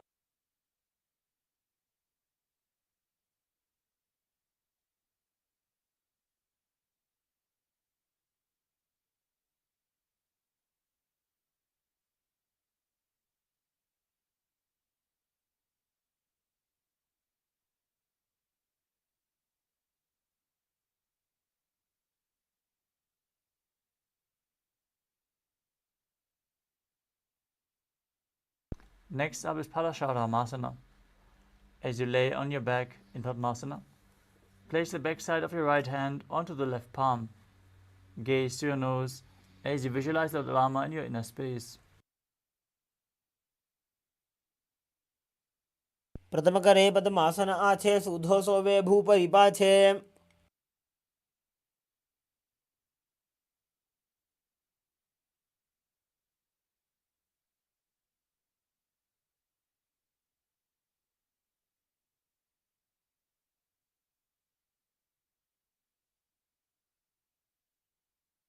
Next up is Sarvangasana. As you lay on your back with the legs in Padmasana, raise your hips up. Support your hips with your hands and place the elbows on the ground. As you gaze to your nose, visualize Swamiji in your inner space, perform Jalandhara Bandha and Mula Bandha. अथवा क्षेत्रसंक्षेपात् सर्वाङ्गासनमुत्तमम्. Next up is Vrishikasana. As you lay on your back, place one foot on top of the opposite thigh and pull the opposite knee towards your chest as you extend your arms up above your head, hooking the fingers forward, gazing to your third eye and visualizing yourself as a scorpion. प्रथमशेन सूधो शीशिकेशिकी सन्धि सुदाखे. Now exchange the position of your feet. Repeat Vrishchikasana on the other side. प्रथमशेन सूधो शीशिकेशिकी सन्धि सुदाखे.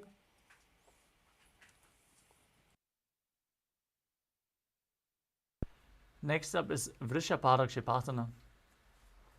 As you lay on your back, interlace your fingers around the neck.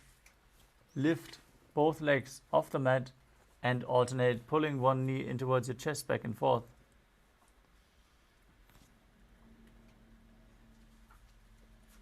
उत्तानशयनं कृत्वा अङ्गुलिभिः कन्द्रां बद्ध्वा.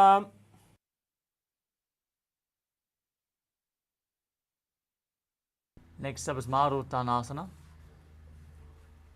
As you lay on your back, with a hand next to the hip, alternate bringing one knee in towards your ear, back and forth, as you visualize Swamiji in your inner space. श्रोतानवत् संस्थितिः कृत्वा जानुद्वयं पर्यायेन कर्णयोः संस्पृशेत्.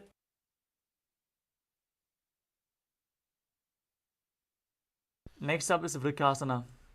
While laying on your back, place the soles of the feet flat on the ground, stand up and then sit back down as you visualize yourself as a wolf, breathing calmly in Sahadra Kumbhaka.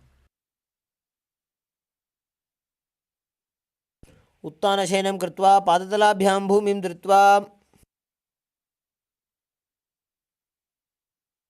Next up is Luthasana. As you lay on your back, quickly throw your legs above your head and completely roll over. Repeat this movement again and again as you visualize Swamiji in your inner space. उत्तानशयनं पादौ शिर उल्लङ्घ्य भूमौ स्थापयित्वा निब्जं भूयाति निब्जं शयनम्.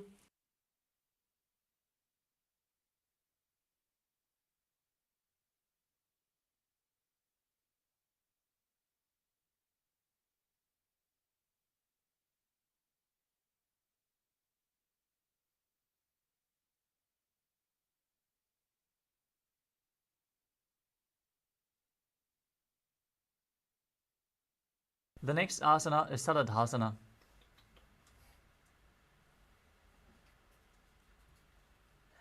As you lay on your stomach, keep your hands at shoulder level.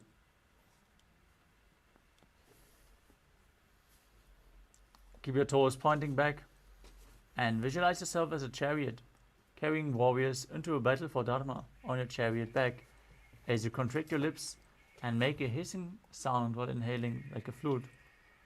Perform the Mula Bandha as you do so. निब्जशयनं कृत्वा नाभिं भूमौ निधाय स्तम्भोद्यस्ताभ्यां भूमिमष्टभ्य.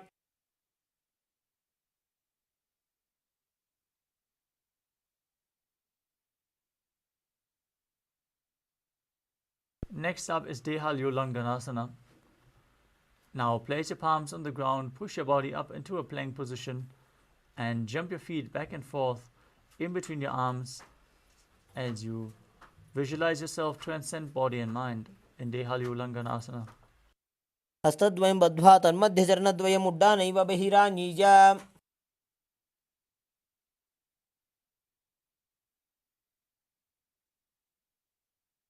Next up is Jatyasana.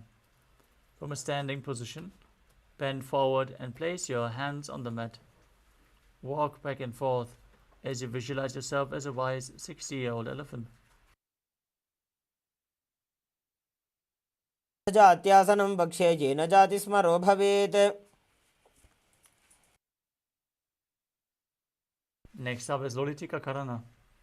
Now stand with your knees bent, the feet pointing outwards. As you bend your elbows and keep the hands at the chest, rotate your arms around your chest, open up your chest by leaning backwards and move your head in all directions.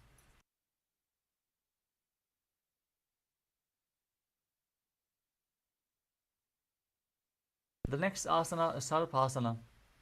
Now tie your feet with a rope if you have one available, and then stand erect on the mat like a rod. Keep your arms at the side of your body with the elbows close to the body, hands on the respective thighs.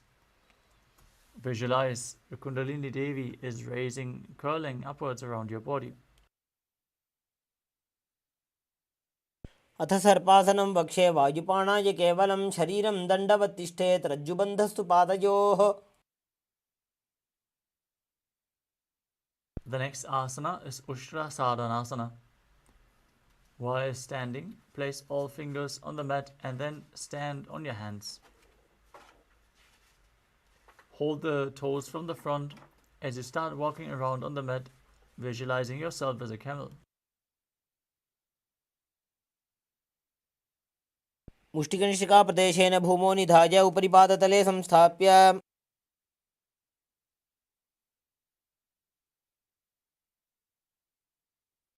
Next up is Ashvasana. From the same position, hold the feet from the outside and walk around on the mat, visualizing yourself as a horse.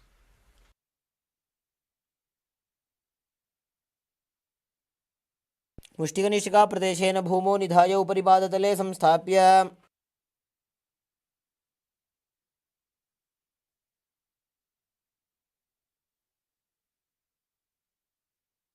The next asana is Kapota Nitakasana.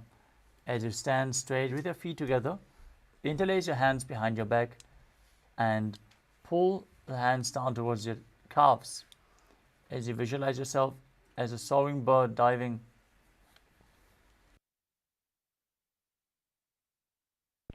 पादतले भूमौ निधाय पृष्ठभागेन हस्तौ जङ्घापर्यन्तं नीत्वा.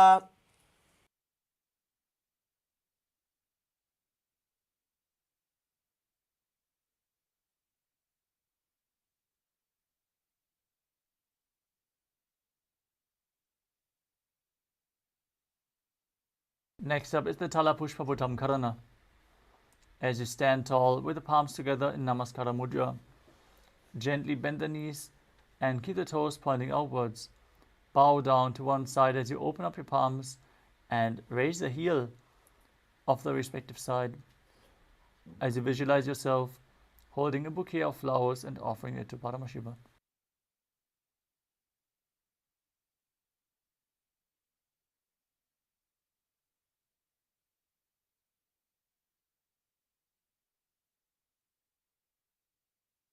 Next up is Khadgasana.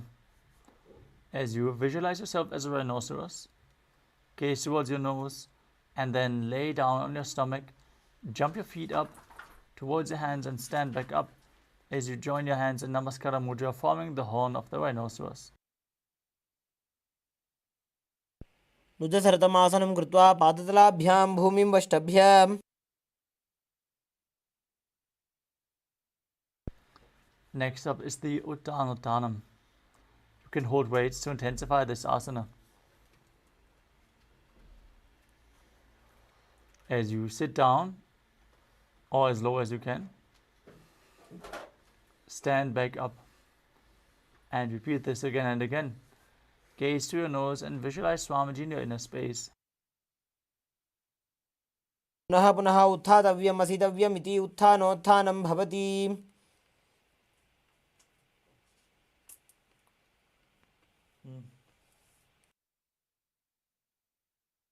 Next up is Musalasana. As you stand up straight, raise your arms above your head and jump repeatedly as you visualize yourself as a mace. सरलं स्थित्वा ऊर्ध्वं बाहुं नयेत् वारं वारम् उड्डानं कृत्वा. Next up is Utsheshakasana. From a standing position, pull one sole of one foot towards your chest. With the other leg, sit down and stand back up, alternating on both sides again and again as you gaze to your nose and visualize Swamiji in your inner space. एकैकं पादतलं कुक्षौ निधाय तिष्ठेत् उच्छीर्षकं भवति.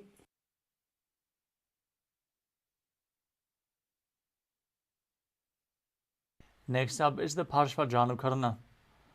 Now stand and keep one leg slightly bent with the toes pointing downwards. Lift one knee and pull it up towards your chest, holding it with a hand and a fist. Opposite hand on the thigh, fingers pointing inwards.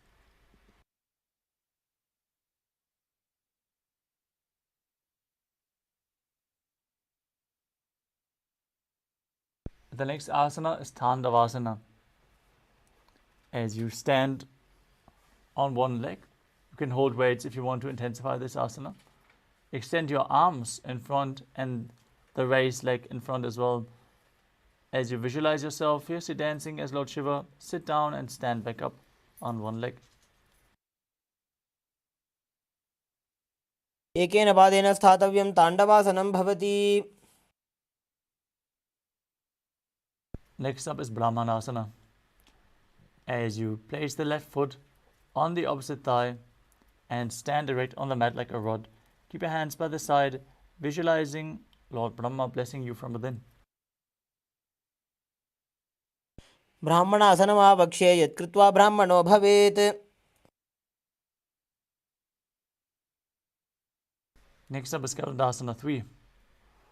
As you stand tall and step the left leg over and around the right knee, tucking the left toes on the other side of the right calf.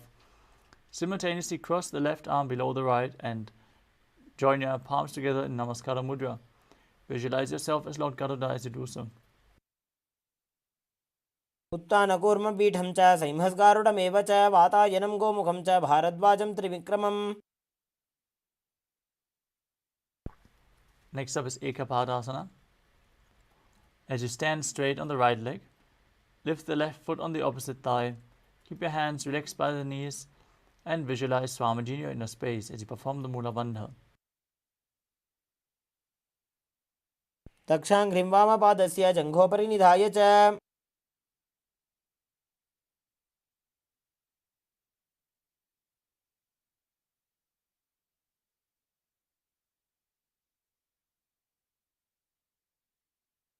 The next asana is Dhuruvasana, the pole-star posture.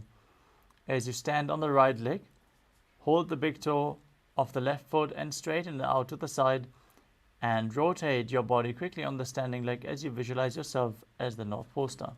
एकेन हस्तेन दण्डरूपस्य एकस्य पादस्य अग्रं धृत्वा.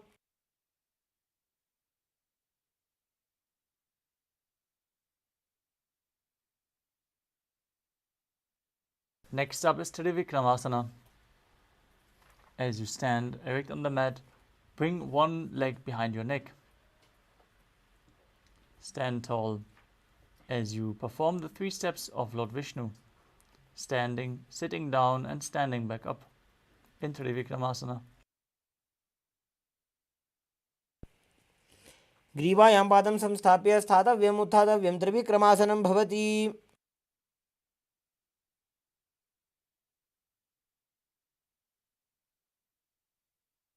Now repeat Parshva Janukarana on the other side. Pull the other knee in towards your chest with the hand in a fist.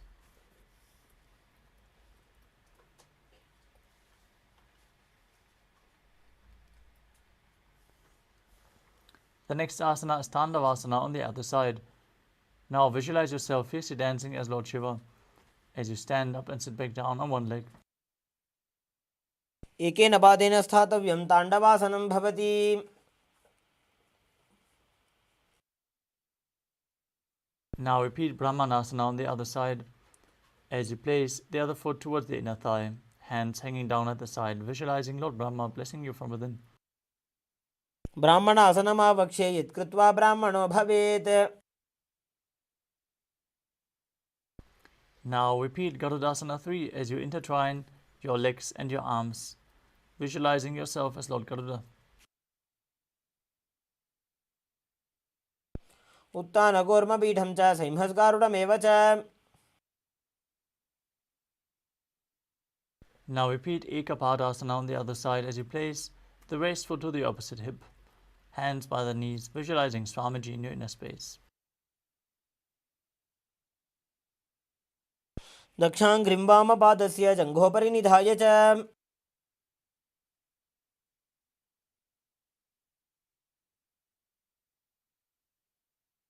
Now repeat Dhuruvasana, the pole-star posture on the other side, as you extend the opposite leg out and rotate on the standing leg. एकेन हस्तेन दण्डरूपस्य एकस्य पादस्य अग्रं धृत्वा.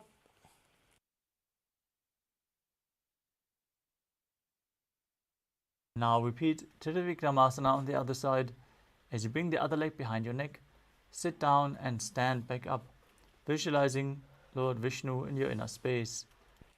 ग्रीवायां पादं संस्थाप्य स्थातव्यम् उत्थातव्यं त्रिविक्रमासनं भवति.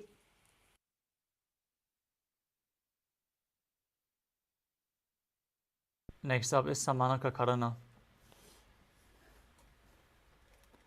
As you stand with the feet together, toes pointed slightly outwards, keep both hands to the side of the body with the fingers pointing one by one in this natural position. Calm down after this intense sequence of asanas.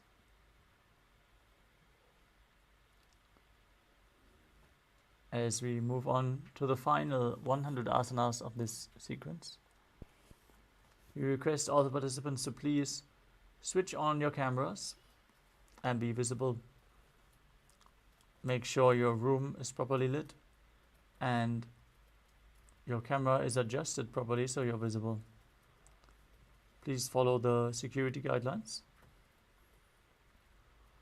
Let us move on to Gorak Anjali Asana.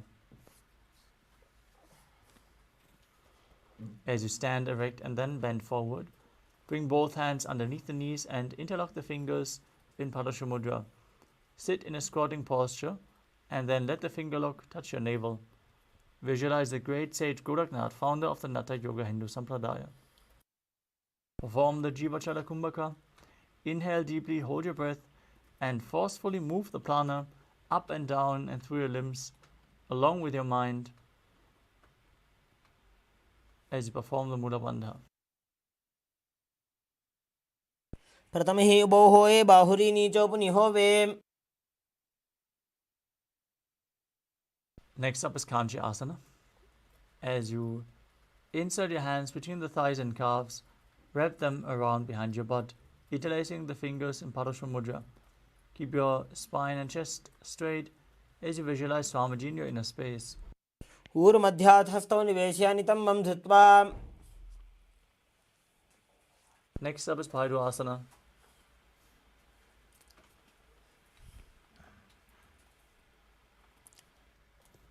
As you bring the feet together and sit in a squatting posture with the heels touching the perineum, hold your hands at the back and sit upright.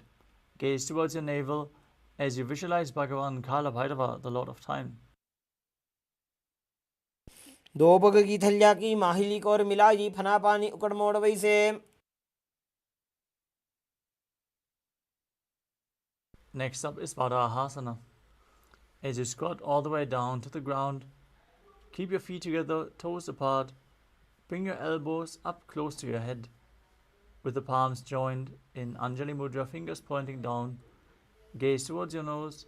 Visualize yourself as Varaha, the boar avatar of Lord Vishnu. पाकदली की माहिली को और मिलाई फना पानी उकड़ मोड़ वैसे.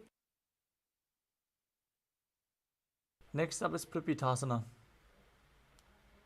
As you hold onto the big toes in Prana Mudra, raise your hips to the same level as your knees. Visualize Swamiji in your inner space as you perform Jiva Chala Kumbhaka and engage Mula Bandha.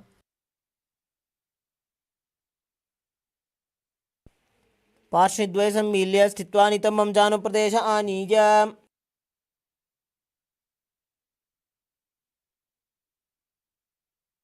The next asana is Bakasana.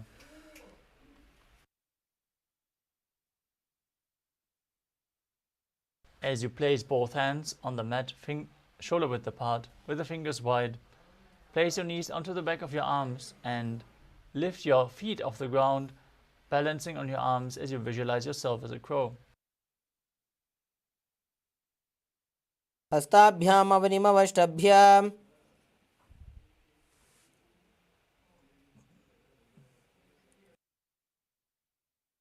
The next asana is Sushtanga Kapali Asana. As you kneel down, place your head on the ground and spread your palms for support. Raise your body onto your head and bring your legs into Padmasana as you gaze through the nose and visualize Swamiji in your inner space. आसन को गुण कपाल आछो होई.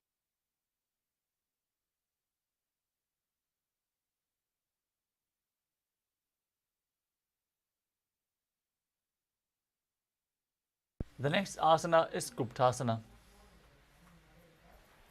As you keep your toes flat, sitting in a kneeling position,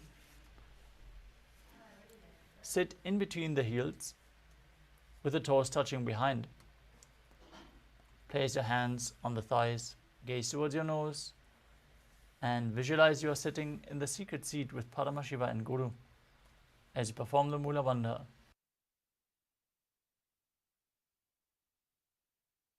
जानुर्भोरन्तरे पादौ कृत्वा पादौ च गोपयेत्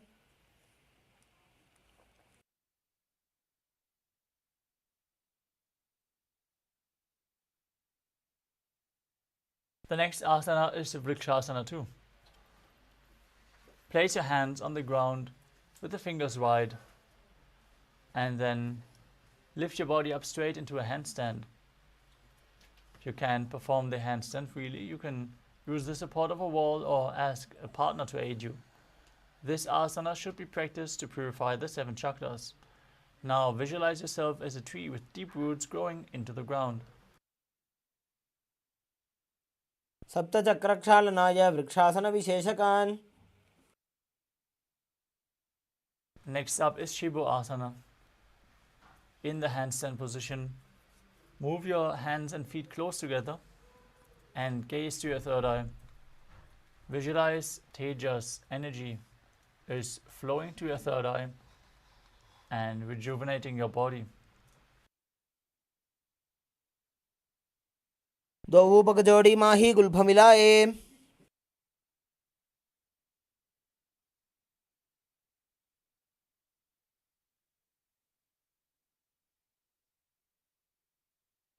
Next up is Matsyasana too.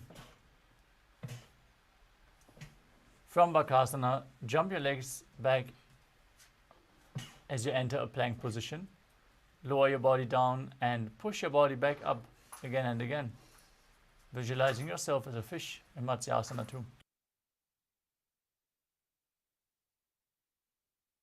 निब्जं शयनं कोर्परो पार्श्वभागायामूर्धकृत्या.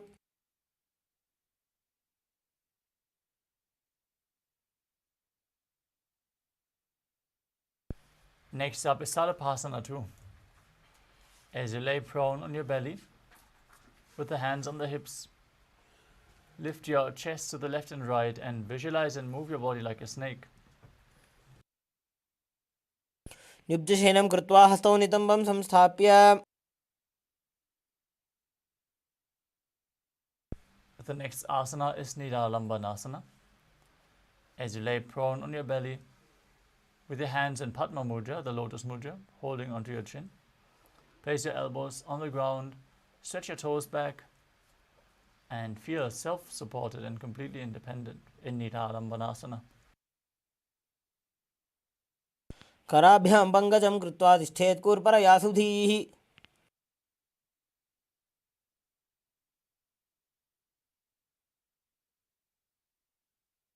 The next asana is Chakrasana. As you lay on your stomach, place your hands flat on the mat in front. Straighten your arms and bend your knees as you bring your feet up towards your upper back. Lift up your head and chest as you visualize yourself as an umbrella protecting your guru from the sun rays. अभ्यासनमस्थित्वा हस्ततलाभ्यां भूमिं धृत्वा. The next asana is Vajrasana. As you sit on your knees with the tops of your feet flat on the mat, bring your butt onto the heels, stretch your arms in front, place with the palms facing down. As you place your forehead on the mat, gaze to your nose and visualize yourself as Vajra, the weapon of Indra, symbolizing your indestructibility. इदानीं गर्भिणीनां योगाभ्यासो यथा लघु. The next asana is Meshasana. Now place your hands on the ground shoulder width apart and lift your body up into Gajasana as you alternate striking the ground with one hand. Visualize yourself as powerful as a ram. गजासनसंस्थितो एकैकं बाहुं भूमौ ताडयेत्.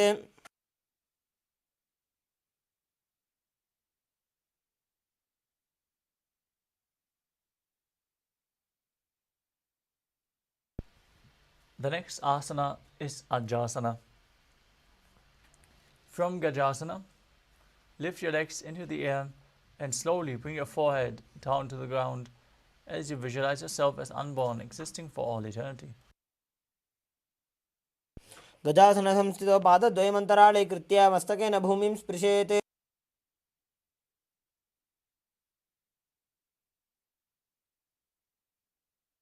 Next up is Dhanantarasana. As you sit on your heels with the legs together, interlace your fingers around the big toes as you pull your feet towards your perineum and then place your hands on the respective knees. Keep your spine straight, gaze to the nose as you visualize Swamiji in your inner space. पूर्व विधि परिहाता की काकसीस्यो फणा शरा मोड़ी.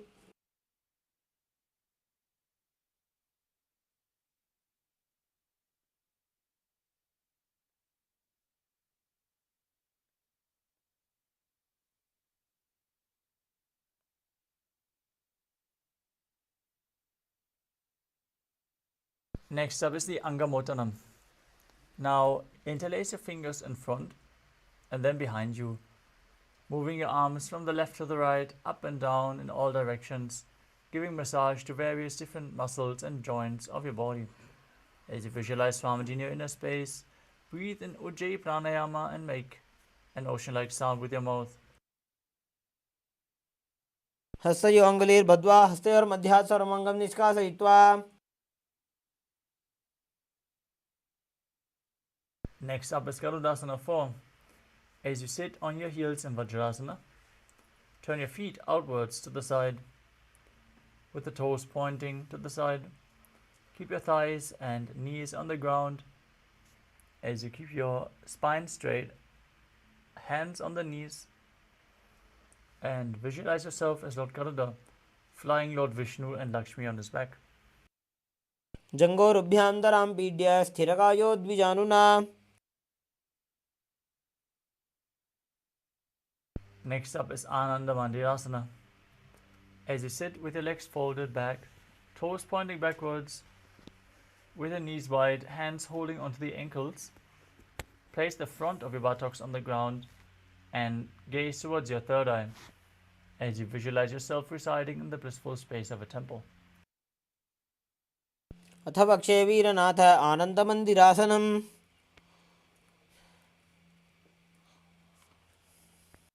Next up is Mandukasana 2. Now sit with your knees wide, feet overlapping on your ankles as you place your hands underneath the knees. Gaze towards your nose as you visualize yourself as a frog and push your tongue up against the roof of your mouth in Mandukya Mudra. Engage Uddiyana Bandha and Mula Bandha as you do so. पृष्ठं सम्पीड्य गुल्फाभ्यां जान्वङ्गे सबलयाकृतिः.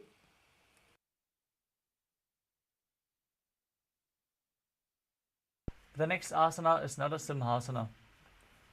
As you keep your toes on the mat, heels up and together, place your perineum on the raised heels. Place your palms on the ground, fingers spread, thumbs touching and the base of your hands touching the toes.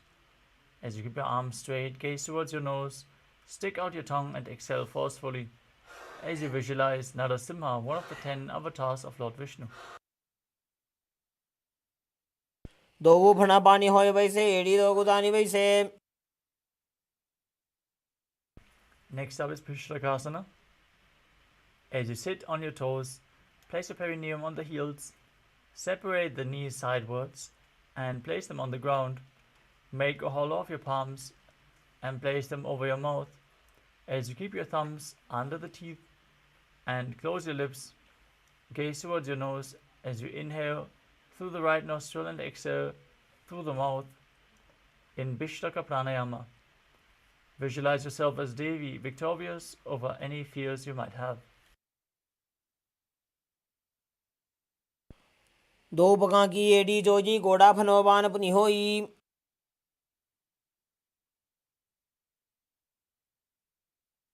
The next asana is Makadasana. As you keep the soles of the feet together, the top of the feet on the ground, sit on your heels and bend your elbows, bringing the fingers towards your armpits. Imitate as if you were a monkey scratching yourself.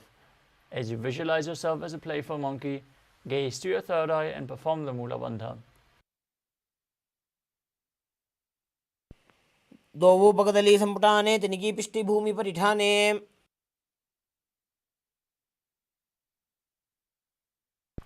Next up is Vajrasangarasana. As you stand on your toes with the soles of the feet together, sit on your heels with the knees wide and off the floor. Keep your hands behind your back, hold on to opposite elbows as you gaze to the nose and embody diamond-like strength for you and your Sangha, your spiritual community. प्रथम बना पानी होए बैसे दो वेड़ी गुदानी वैसे.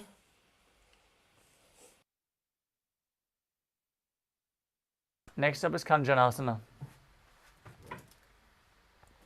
As you keep your toes down, ankles crossed behind, and sit on your heels, place your palms on the mat to the sides, gaze to the nose and visualize perfect health beyond any and all physical or mental ailments while performing Uddiyana Bandha and Mula Bandha. खञ्जनासनमावक्ष्ये यत्कृत्वा सुस्थिरो भवेत्.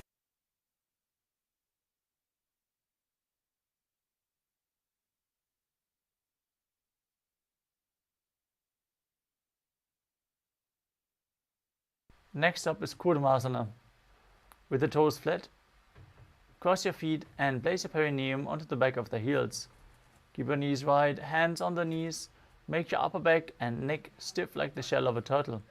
As you gaze towards your nose and visualize yourself as a turtle with a stable body and mind to live for centuries. गुल्फौ च वृषणस्याधो व्युत्क्रमेण समाहितौ.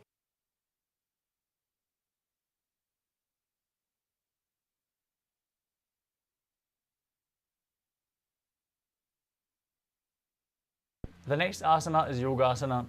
From the same position, relax your upper back, gaze to the nose and visualize Swamiji in your inner space.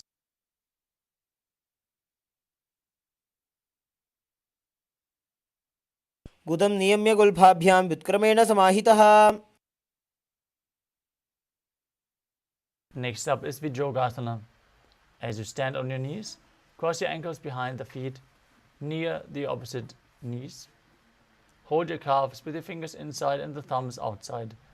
As you gaze to your third eye and visualize a space of eternal oneness, Advaita, with your Guru.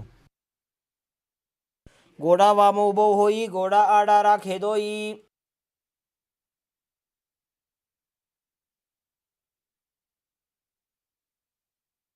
Next up is Ushtrasana 2. In a kneeling position, bend backwards and hold your ankles with your hands. Keep your arms straight, push your hips forward and lean your head back as you visualize yourself as a camel. मेरुदण्डग्रन्थिदाढ्य संविपादयिषु पुमान्.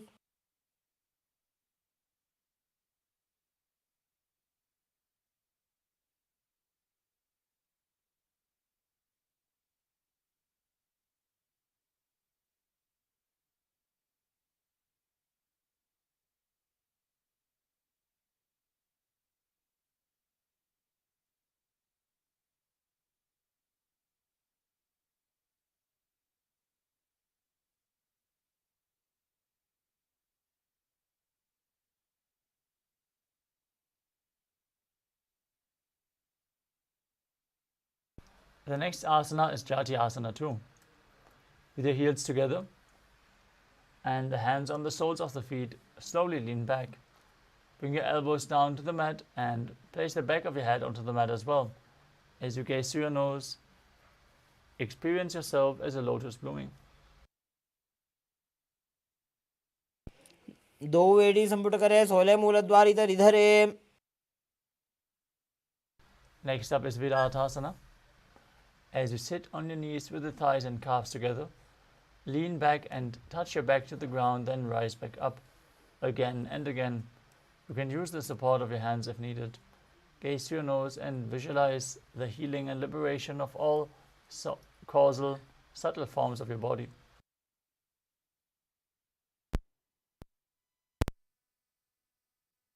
जंगा पृष्ठभूमो निधाय जंगोदरयोः ऊरुनी संस्थाप्य.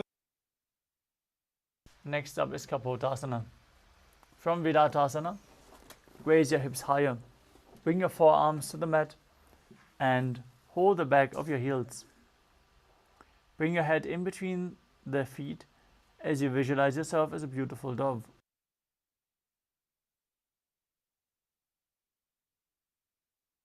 मेरुदण्डग्रन्थिदाढ्य संविपादयिषु पुमान्. Next up is Svadhyasana. As you stand upright on the knees with the toes tucked, hold your arms and sit with opposite hands. Hold your arms with opposite hands. Gaze to your nose as you perform the Mula Bandha. This is the boon fulfilling posture. Receive your boon from Paramashiva. जानुनि भूमौ संस्थाप्य हस्ताभ्यां बाहु परस्परं धृत्वा. The next asana is Svadhyasana too. As you keep your knees together with the toes tucked, lean forward and bring your elbows to the mat with your hands holding your head. Rest your head on your hands and your butt on the heels as you visualize yourself as Varaha, the boar avatar of Lord Vishnu. सूर्यं चन्द्रं भेदनानि आसनानि निकथ्यते.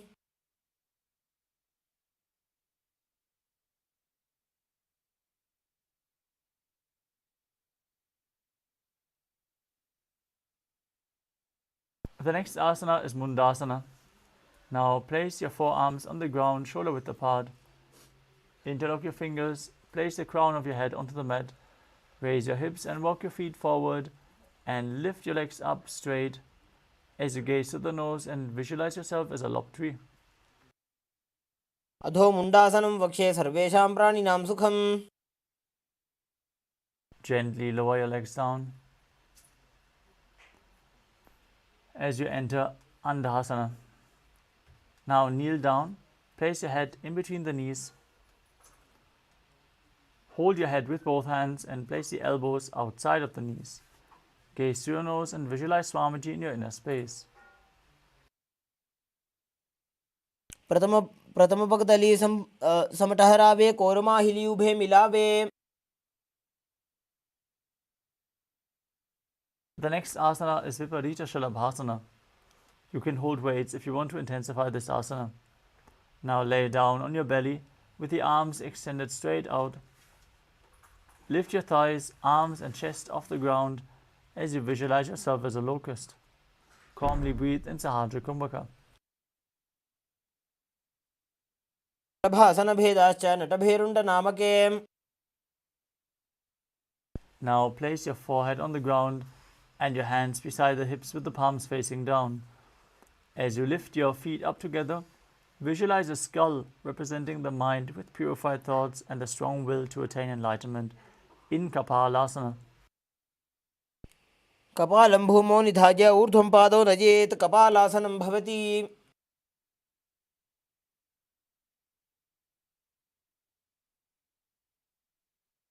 The next asana is Akashic Kapotasana.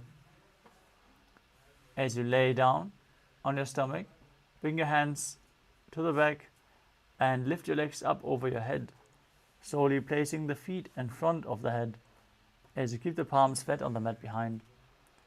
Visualize yourself as a free and open dove. उष्ट्रासने स्थित्वा चरणौ भूमेरुत्थाप्य.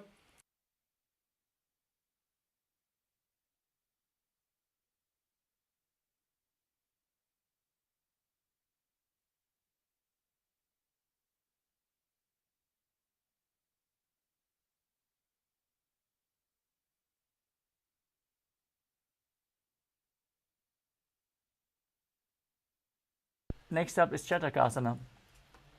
As you sit on the knees, bring your chest down so your navel touches the knees. Keep your hands flat on the mat, forearms on the ground. As you are sturdy and visualize yourself as a sparrow in Chatakasana. कूर्परपर्यन्तौ हस्तौ धरामवष्टभ्य. Next up is Vrishchikasana too.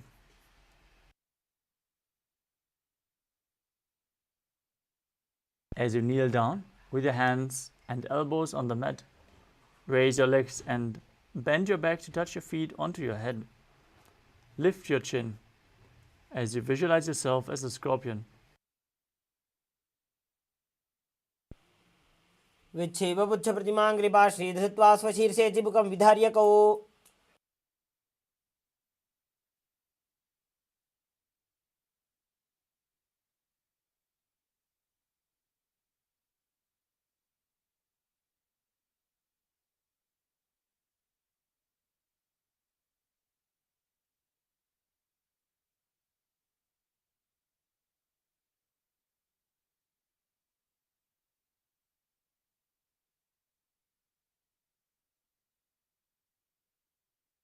The next asana is Vrishasana.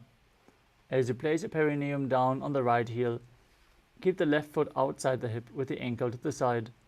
Place your hands on the mat in front. Visualize yourself as a bull as you perform the Mula Bandha and start breathing in Antarangaka Kumbhaka. Forcefully inhale through your nose. Hold the breath for a short while and then exhale slowly, again through the nose. याम्य गुल्फे पादमूले वामभागे पदेतरम्. Next up is Lolasana. With your hands in front on the mat, lift your knees off the mat and cross the toes of the left foot over the right. Now visualize Swamiji in your inner space and perform the Mula Bandha. लोलासनं सदा कुर्यात् वायुलोलापघातनात्. Now place your perineum straight on the opposite heel as you repeat Vrishasana on the other side. याम्य गुल्फे पादमूले वामभागे पदेतरम्. Next up is Bala Gunasana. As you place the toes of the left foot to the ground, sit down on the left heel. Place the other foot flat on the ground with the knee raised towards your chest. Place your hands on the respective knees. Visualize Bala Gunahai, one of the 84 siddhas, in your inner space as you perform the Mula Bandha. आसन Gaughan जल विकार जाई. Next up is Grahasana. As you squat with your feet flat on the mat, bring your elbows under the thighs and wrap the hands around the shins. Hold onto your ankles from the outside as you visualize yourself as the entire planet. पादतले भूमौ संस्थाप्य जानुमध्ये कुर्परौ स्थाप्य.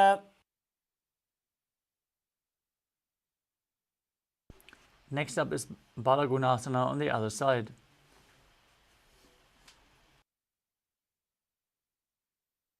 आसन Gaughan जल विकार जाई. The next asana is Utkatasana.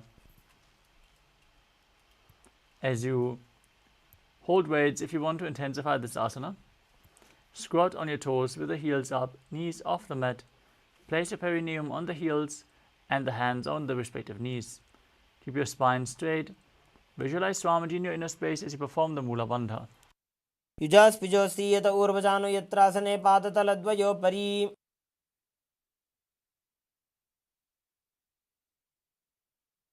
Next up is Vajrasanghara 2. As you sit on the toes with the perineum on the raised heels, keep the soles of the feet together, knees spread, and hold your elbows behind your back. Visualize Swamiji in your inner space as you perform the Mula Bandha. प्रथम पणापाणी होए जैसे दो वेड़ी गुदानी वैसे. The next asana is Anilasana. As you squat or sit with the feet hip width apart, flat on the ground, place your hands underneath the soles of the feet from the inside with the palms facing down. Keep your arms straight, elbows close to the navel as you gaze to your nose and visualize you're able to live off of air alone. दो हाथ भूमि पर ठाने कहुनी जाड़ी नाभि लगाने. Next up is Palukasana. As you place the back of your hands onto the mat with the fingers facing towards your body, step your feet on top and wrap your hands around the feet like a shoe. Now visualize yourself wearing palikas, walking across India as you walk around on the mat. हस्ततलयोः पादतले कृत्वा तिष्ठेत् गच्छेत् पादुकासनं भवति.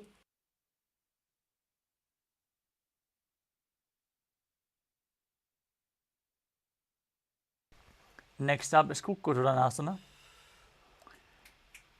As you place your palms on the mat and raise both feet upwards into the air, let them fall back down again and again, visualizing yourself as a rooster. हस्ततले भूमौ कृत्वा पादतले चोर्धमुड्डानं कृत्वा. The next asana is Viparita Nrityasana. As you place your hands on the mat shoulder width apart, raise your legs upwards into a handstand and move around on two hands dancing. As you feel yourself become free of all inhibitions. हस्ततलाभ्यां भूमिं वष्टभ्य ऊर्ध्वपादाग्रे कुर्वन्.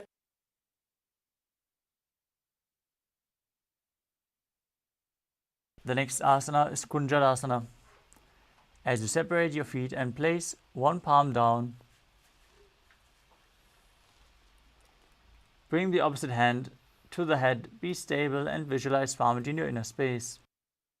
अथ वक्षे Mahadev कुञ्जरासनमुत्तमम्.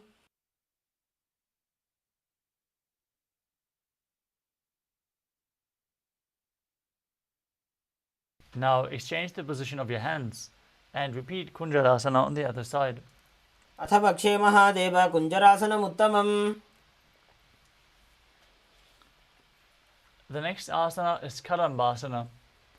As you sit on the ground with your feet flat and the heels close to your body, hold the respective ankles with your hands and lift your feet off the mat. As you visualize yourself as a Kadamba tree, a pious tree that promotes a long life. पार्ष्णिभ्यां भूमिं वष्टभ्य हस्तद्वयेन गुल्फौ धृत्वा.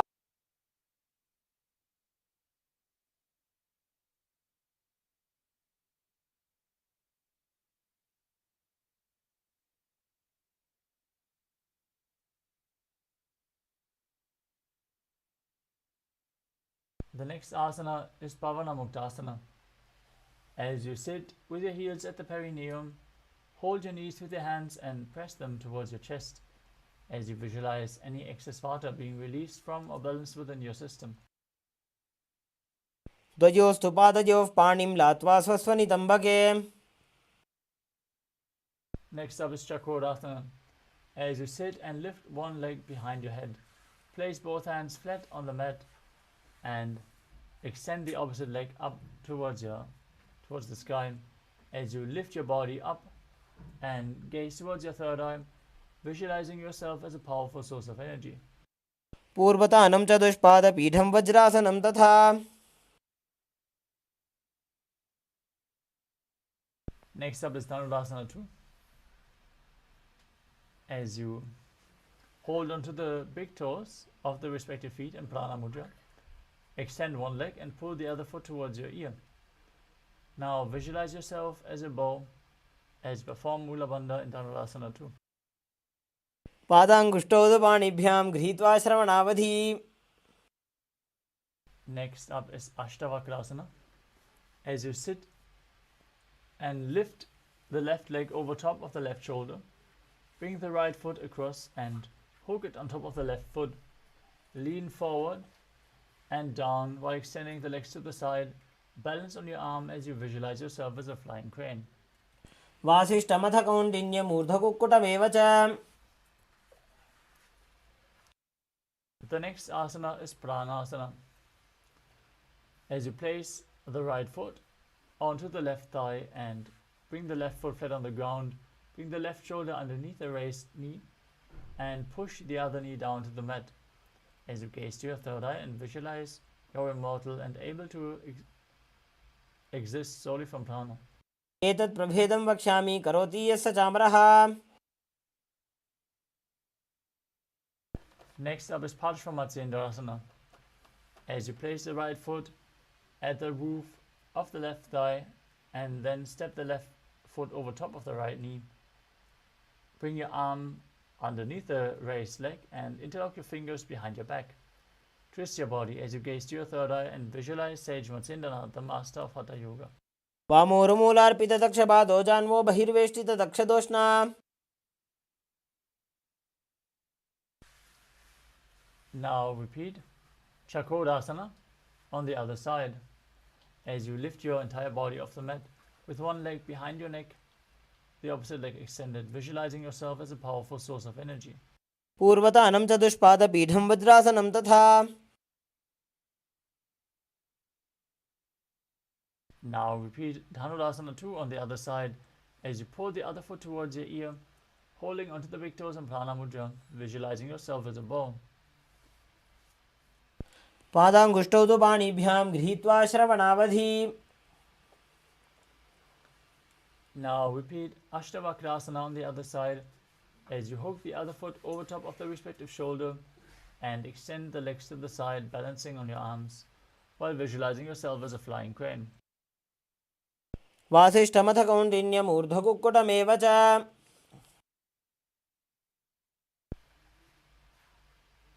Now repeat Pranasana on the other side as you place the left foot on the right thigh and raise the right knee. Bring the right shoulder underneath the raised knee. Press the left knee down to the mat and visualize you are immortal and able to exist solely from prana. एतत् प्रभेदं वक्ष्यामि करोति यस्य चामरः. Now repeat Parshvamatsendrasana with the other foot against the outside of the hip, opposite foot stepped over top of the knee, hand underneath the knee, fingers interlocked behind your back, twisting the body intensely as you gaze to your third eye and visualize Sage Matsyendranath. वामोरुमूलार्पितदक्षपादो जान्वो बहिर्वेष्टितदक्षदोष्णा.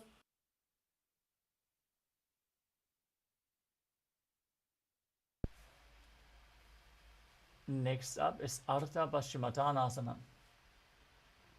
As you keep one leg straight and press the perineum with the other heel, lean your chest forward and down and hold onto the front foot with both hands. Bring your head towards the knee.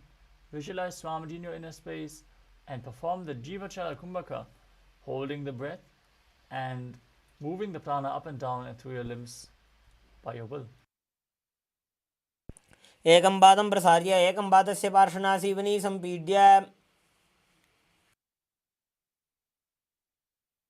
The next asana is Kraunchasana. As you place your left ankle outside of the hip, hold the sole of the right foot and lift the leg upwards towards your forehead. Keep your knees straight, gaze to the nose and visualize yourself as a crane. वासिष्ठमथ कौण्डिन्यमूर्ध्वकुक्कुटमेव च.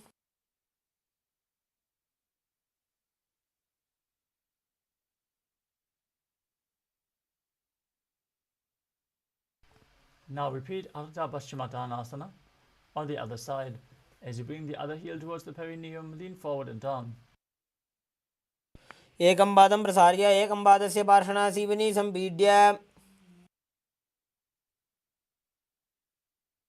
Now repeat Kraunchasana on the other side. Bring the other foot outside the hip as you hold onto the opposite leg, the opposite foot, and extend it up towards your forehead. वासिष्ठमथ कौण्डिन्यमूर्ध्वकुक्कुटमेव च.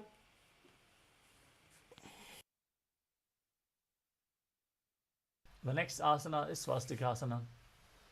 As you sit with the soles between the thighs and calves, keep your spine straight, palms resting on the knees. Gaze towards your nose and embody peace, well-being, good fortune and prosperity as you visualize a swastika. जानुर्वोरन्तरे सम्यक् कृत्वा पादतले उभे.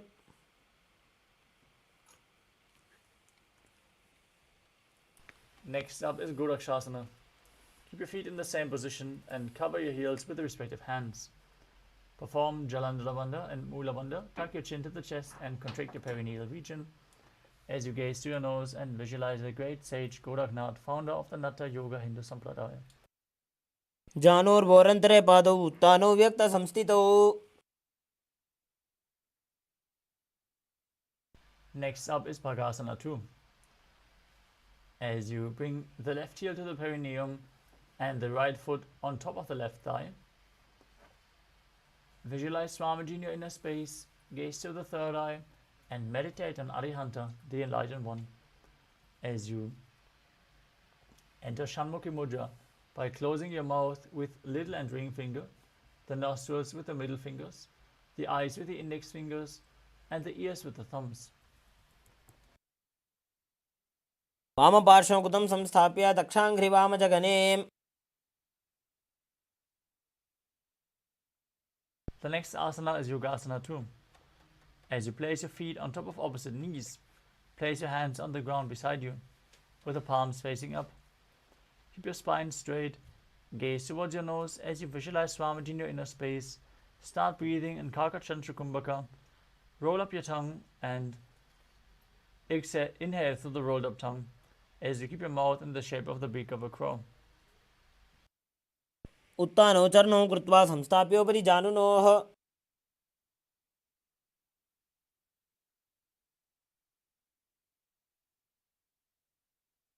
Next up is Urdhva Kukutasana. Rotate your hands at the side of your body and lift your entire body off the mat as you visualize yourself as a rooster. वासिष्ठमथ कौण्डिन्यम् ऊर्ध्वकुक्कुटमेव च.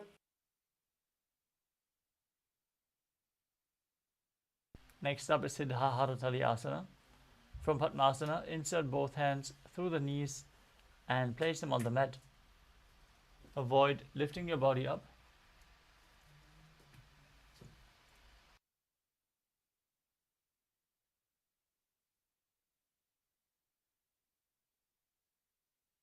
Stay seated on the mat and visualize Swamiji in your inner space. प्रथम पद्मासन को करे, हस्त दो गोड़ासन धरे. The next asana is Hamsasana. From the same position, push your hands into the ground and lift your body off the mat. Gaze to the nose and visualize yourself as an elegant swan.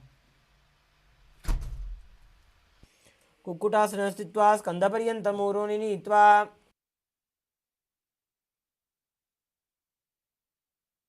The next asana is Kadamukasana. From Padmasana, place your hands between the thighs and calves. While sitting, reach your hands behind the body, lean forward and down. As you interlock your fingers behind your back, place your forehead on the ground in front of you. Visualize yourself as Lord Shiva's bow as you perform the Mula Bandha. प्रथम पद्मासन को करे, घोड़ासन दिमाही करि धरे. Next up is Kurmasana 2.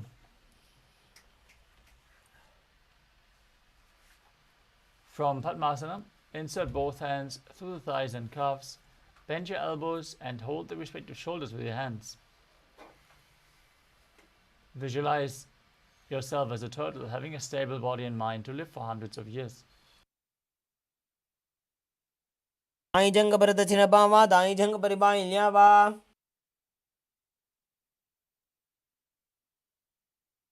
From the same position, tuck your chin to the chest and gaze towards your nose in Granthi Bhedasana as you rejoice knowing you're sitting in Shiva's secret node posture.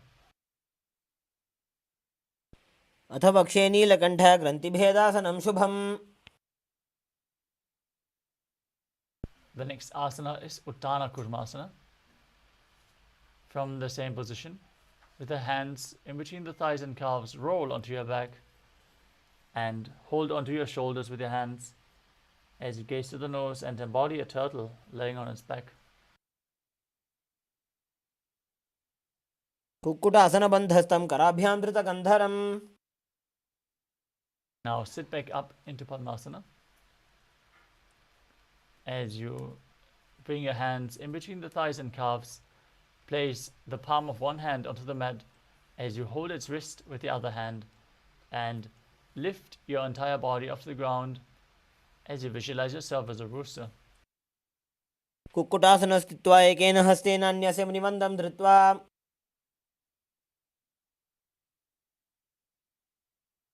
Now place the other hand flat on the mat as you lift your body up, repeating Pangu Kukkutasana on the other side. Kukkutasana स्थित्वा एकेन हस्तेन अन्यस्य मुनिमन्दं धृत्वा. Next up is Gridrasana. From Padmasana, place your elbows on the toes and interlace your fingers as you rest your chin on the knuckles. Press your thumbs to the throat and visualize you have gone beyond all greed and covetous. जानुर्भोरन्तरे पादौ उत्तानो व्यक्तसंस्थितौ. Next up is Padmasana 3. From Padmasana, hold one hand over the other with the palms facing upwards. Keep your spine straight, engage all three bandhas as you gaze to your nose and visualize Swamiji. उत्तानौ चरणौ विधाय विधिवच्छक्तिस्थितौ योगिरात्. Next up is Padmasana 4. From Padmasana, place your palms flat on top of the knees. Keep your spine straight, gaze to the nose and visualize Paramashiva in your inner space as you perform the Mula Bandha.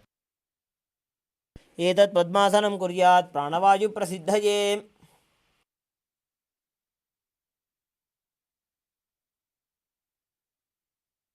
The next asana is Karmukasana 2. From Padmasana, hook the right hand, index and middle fingers around the big toe. Pull the elbow back as if you're pulling a bowstring. Move the big toe round and round as you keep the other hand on the respective knee. Visualize yourself as Paramashiva's bow as you repeat the side. अथान्यासनमावक्ष्ये योगपूरकरक्षणात्.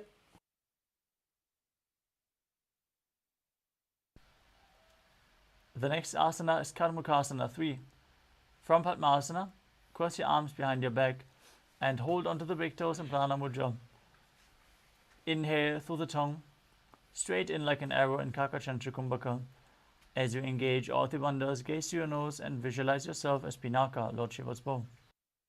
कार्मुकासनमाक्षित्य उदरे पूरयेत् सुखम्. Next up is Riddhasana. From the same position, lift your chest, shift your gaze to the third eye, and visualize yourself as the action of Paramashiva's third eye, destroying anything you come across. ऊरुभ्यामुपरि स्थाप्य पादयुग्मं प्रयत्नतः. Next up is Nagadasana. From the same position, lay down onto your back as you lay on crossed arms behind your back. Gaze to the nose and visualize yourself as a snake. Breathe calmly in Sahaja Kumbhaka. प्रथम पद्मासन को उठाने दो वो हाथ पाछाने आने. Now free your arms and legs. Pull your knees up towards your chest. Interlock your fingers and pull the knees close as you tuck your chin to the chest and squeeze your body into a ball.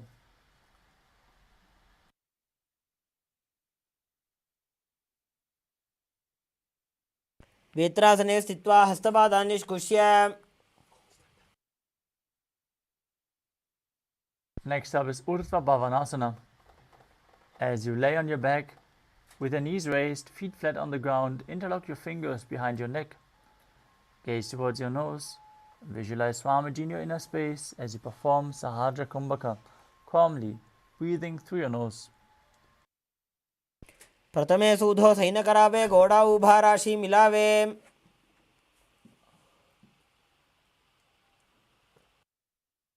Next up is Marikata Pitasana.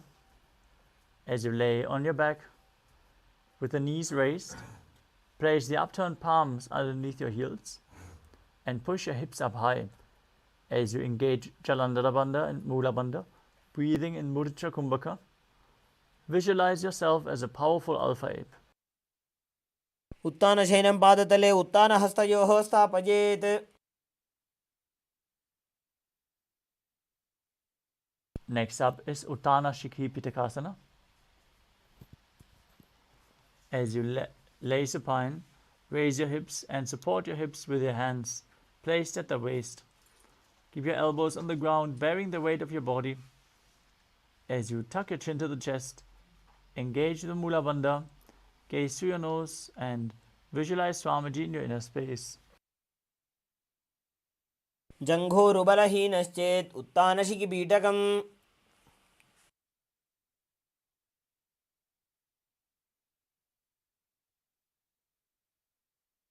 The next asana is Narakasana. As you lie supine, raise your hips and legs up and keep your arms flat on the mat.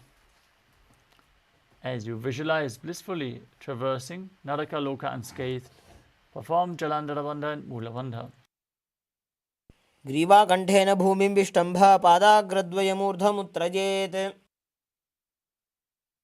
Next up is Tiryan Naukasana. From Narakasana, bring your hands to the lower back. Keep your elbows on the mat and raise your legs up straight. Then slowly angle and lower your legs as you keep your core engaged. Visualize yourself as a boat crossing the ocean of samsara. नौकावत् स्थित्वात् ऊर्ध्वं पादाग्रद्वयं नयेत्. Now bring your arms back on the mat flat. As you keep the legs straight, visualize yourself as the KAILASA flag, respected across all nations, in Dvajasana. तिर्यन् नौकावत् ग्रीवापृष्ठगूर्परैः भूमिं वष्टभ्य. Now lower your body down into the final asana of the sequence, Mritasana. Lie supine, completely relaxed. Keep your hands at the side of your hip, palms facing up. Perform Shakti Chalan Mudra as you pull the Kundalini Shakti up from the Muladhara to the Sahasrara. Visualize your body as dead, and Swamiji, the Supreme Pontiff of Hinduism, is liberating you.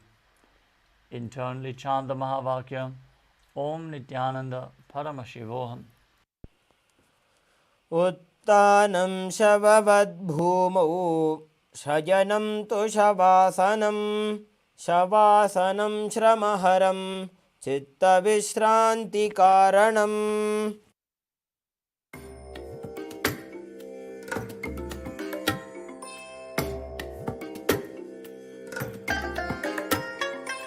I bless you all. Let you all open all your three eyes and manifest the powers of Mahasadashiva. Om Nithyananda Paramashivoham. Om Nithyananda Paramashivoham. Om Nithyananda.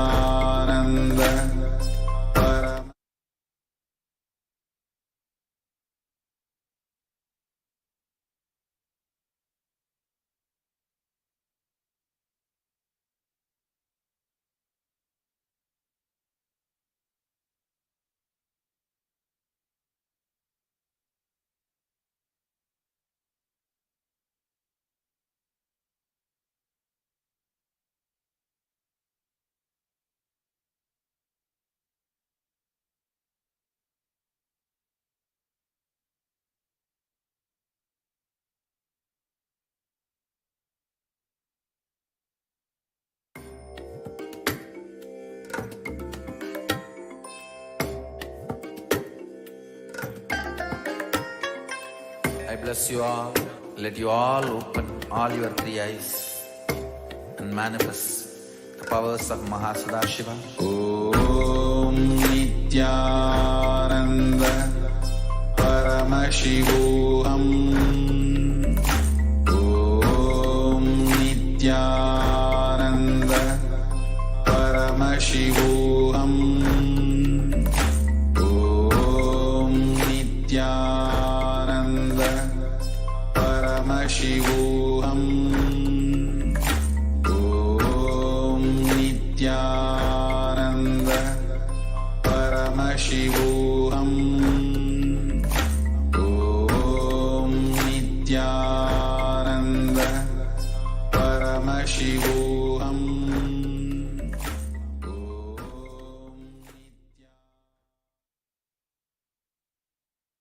Now slowly return to your physical body. Start to wiggle your fingers and toes, your wrists and your ankles, your elbows and your knees.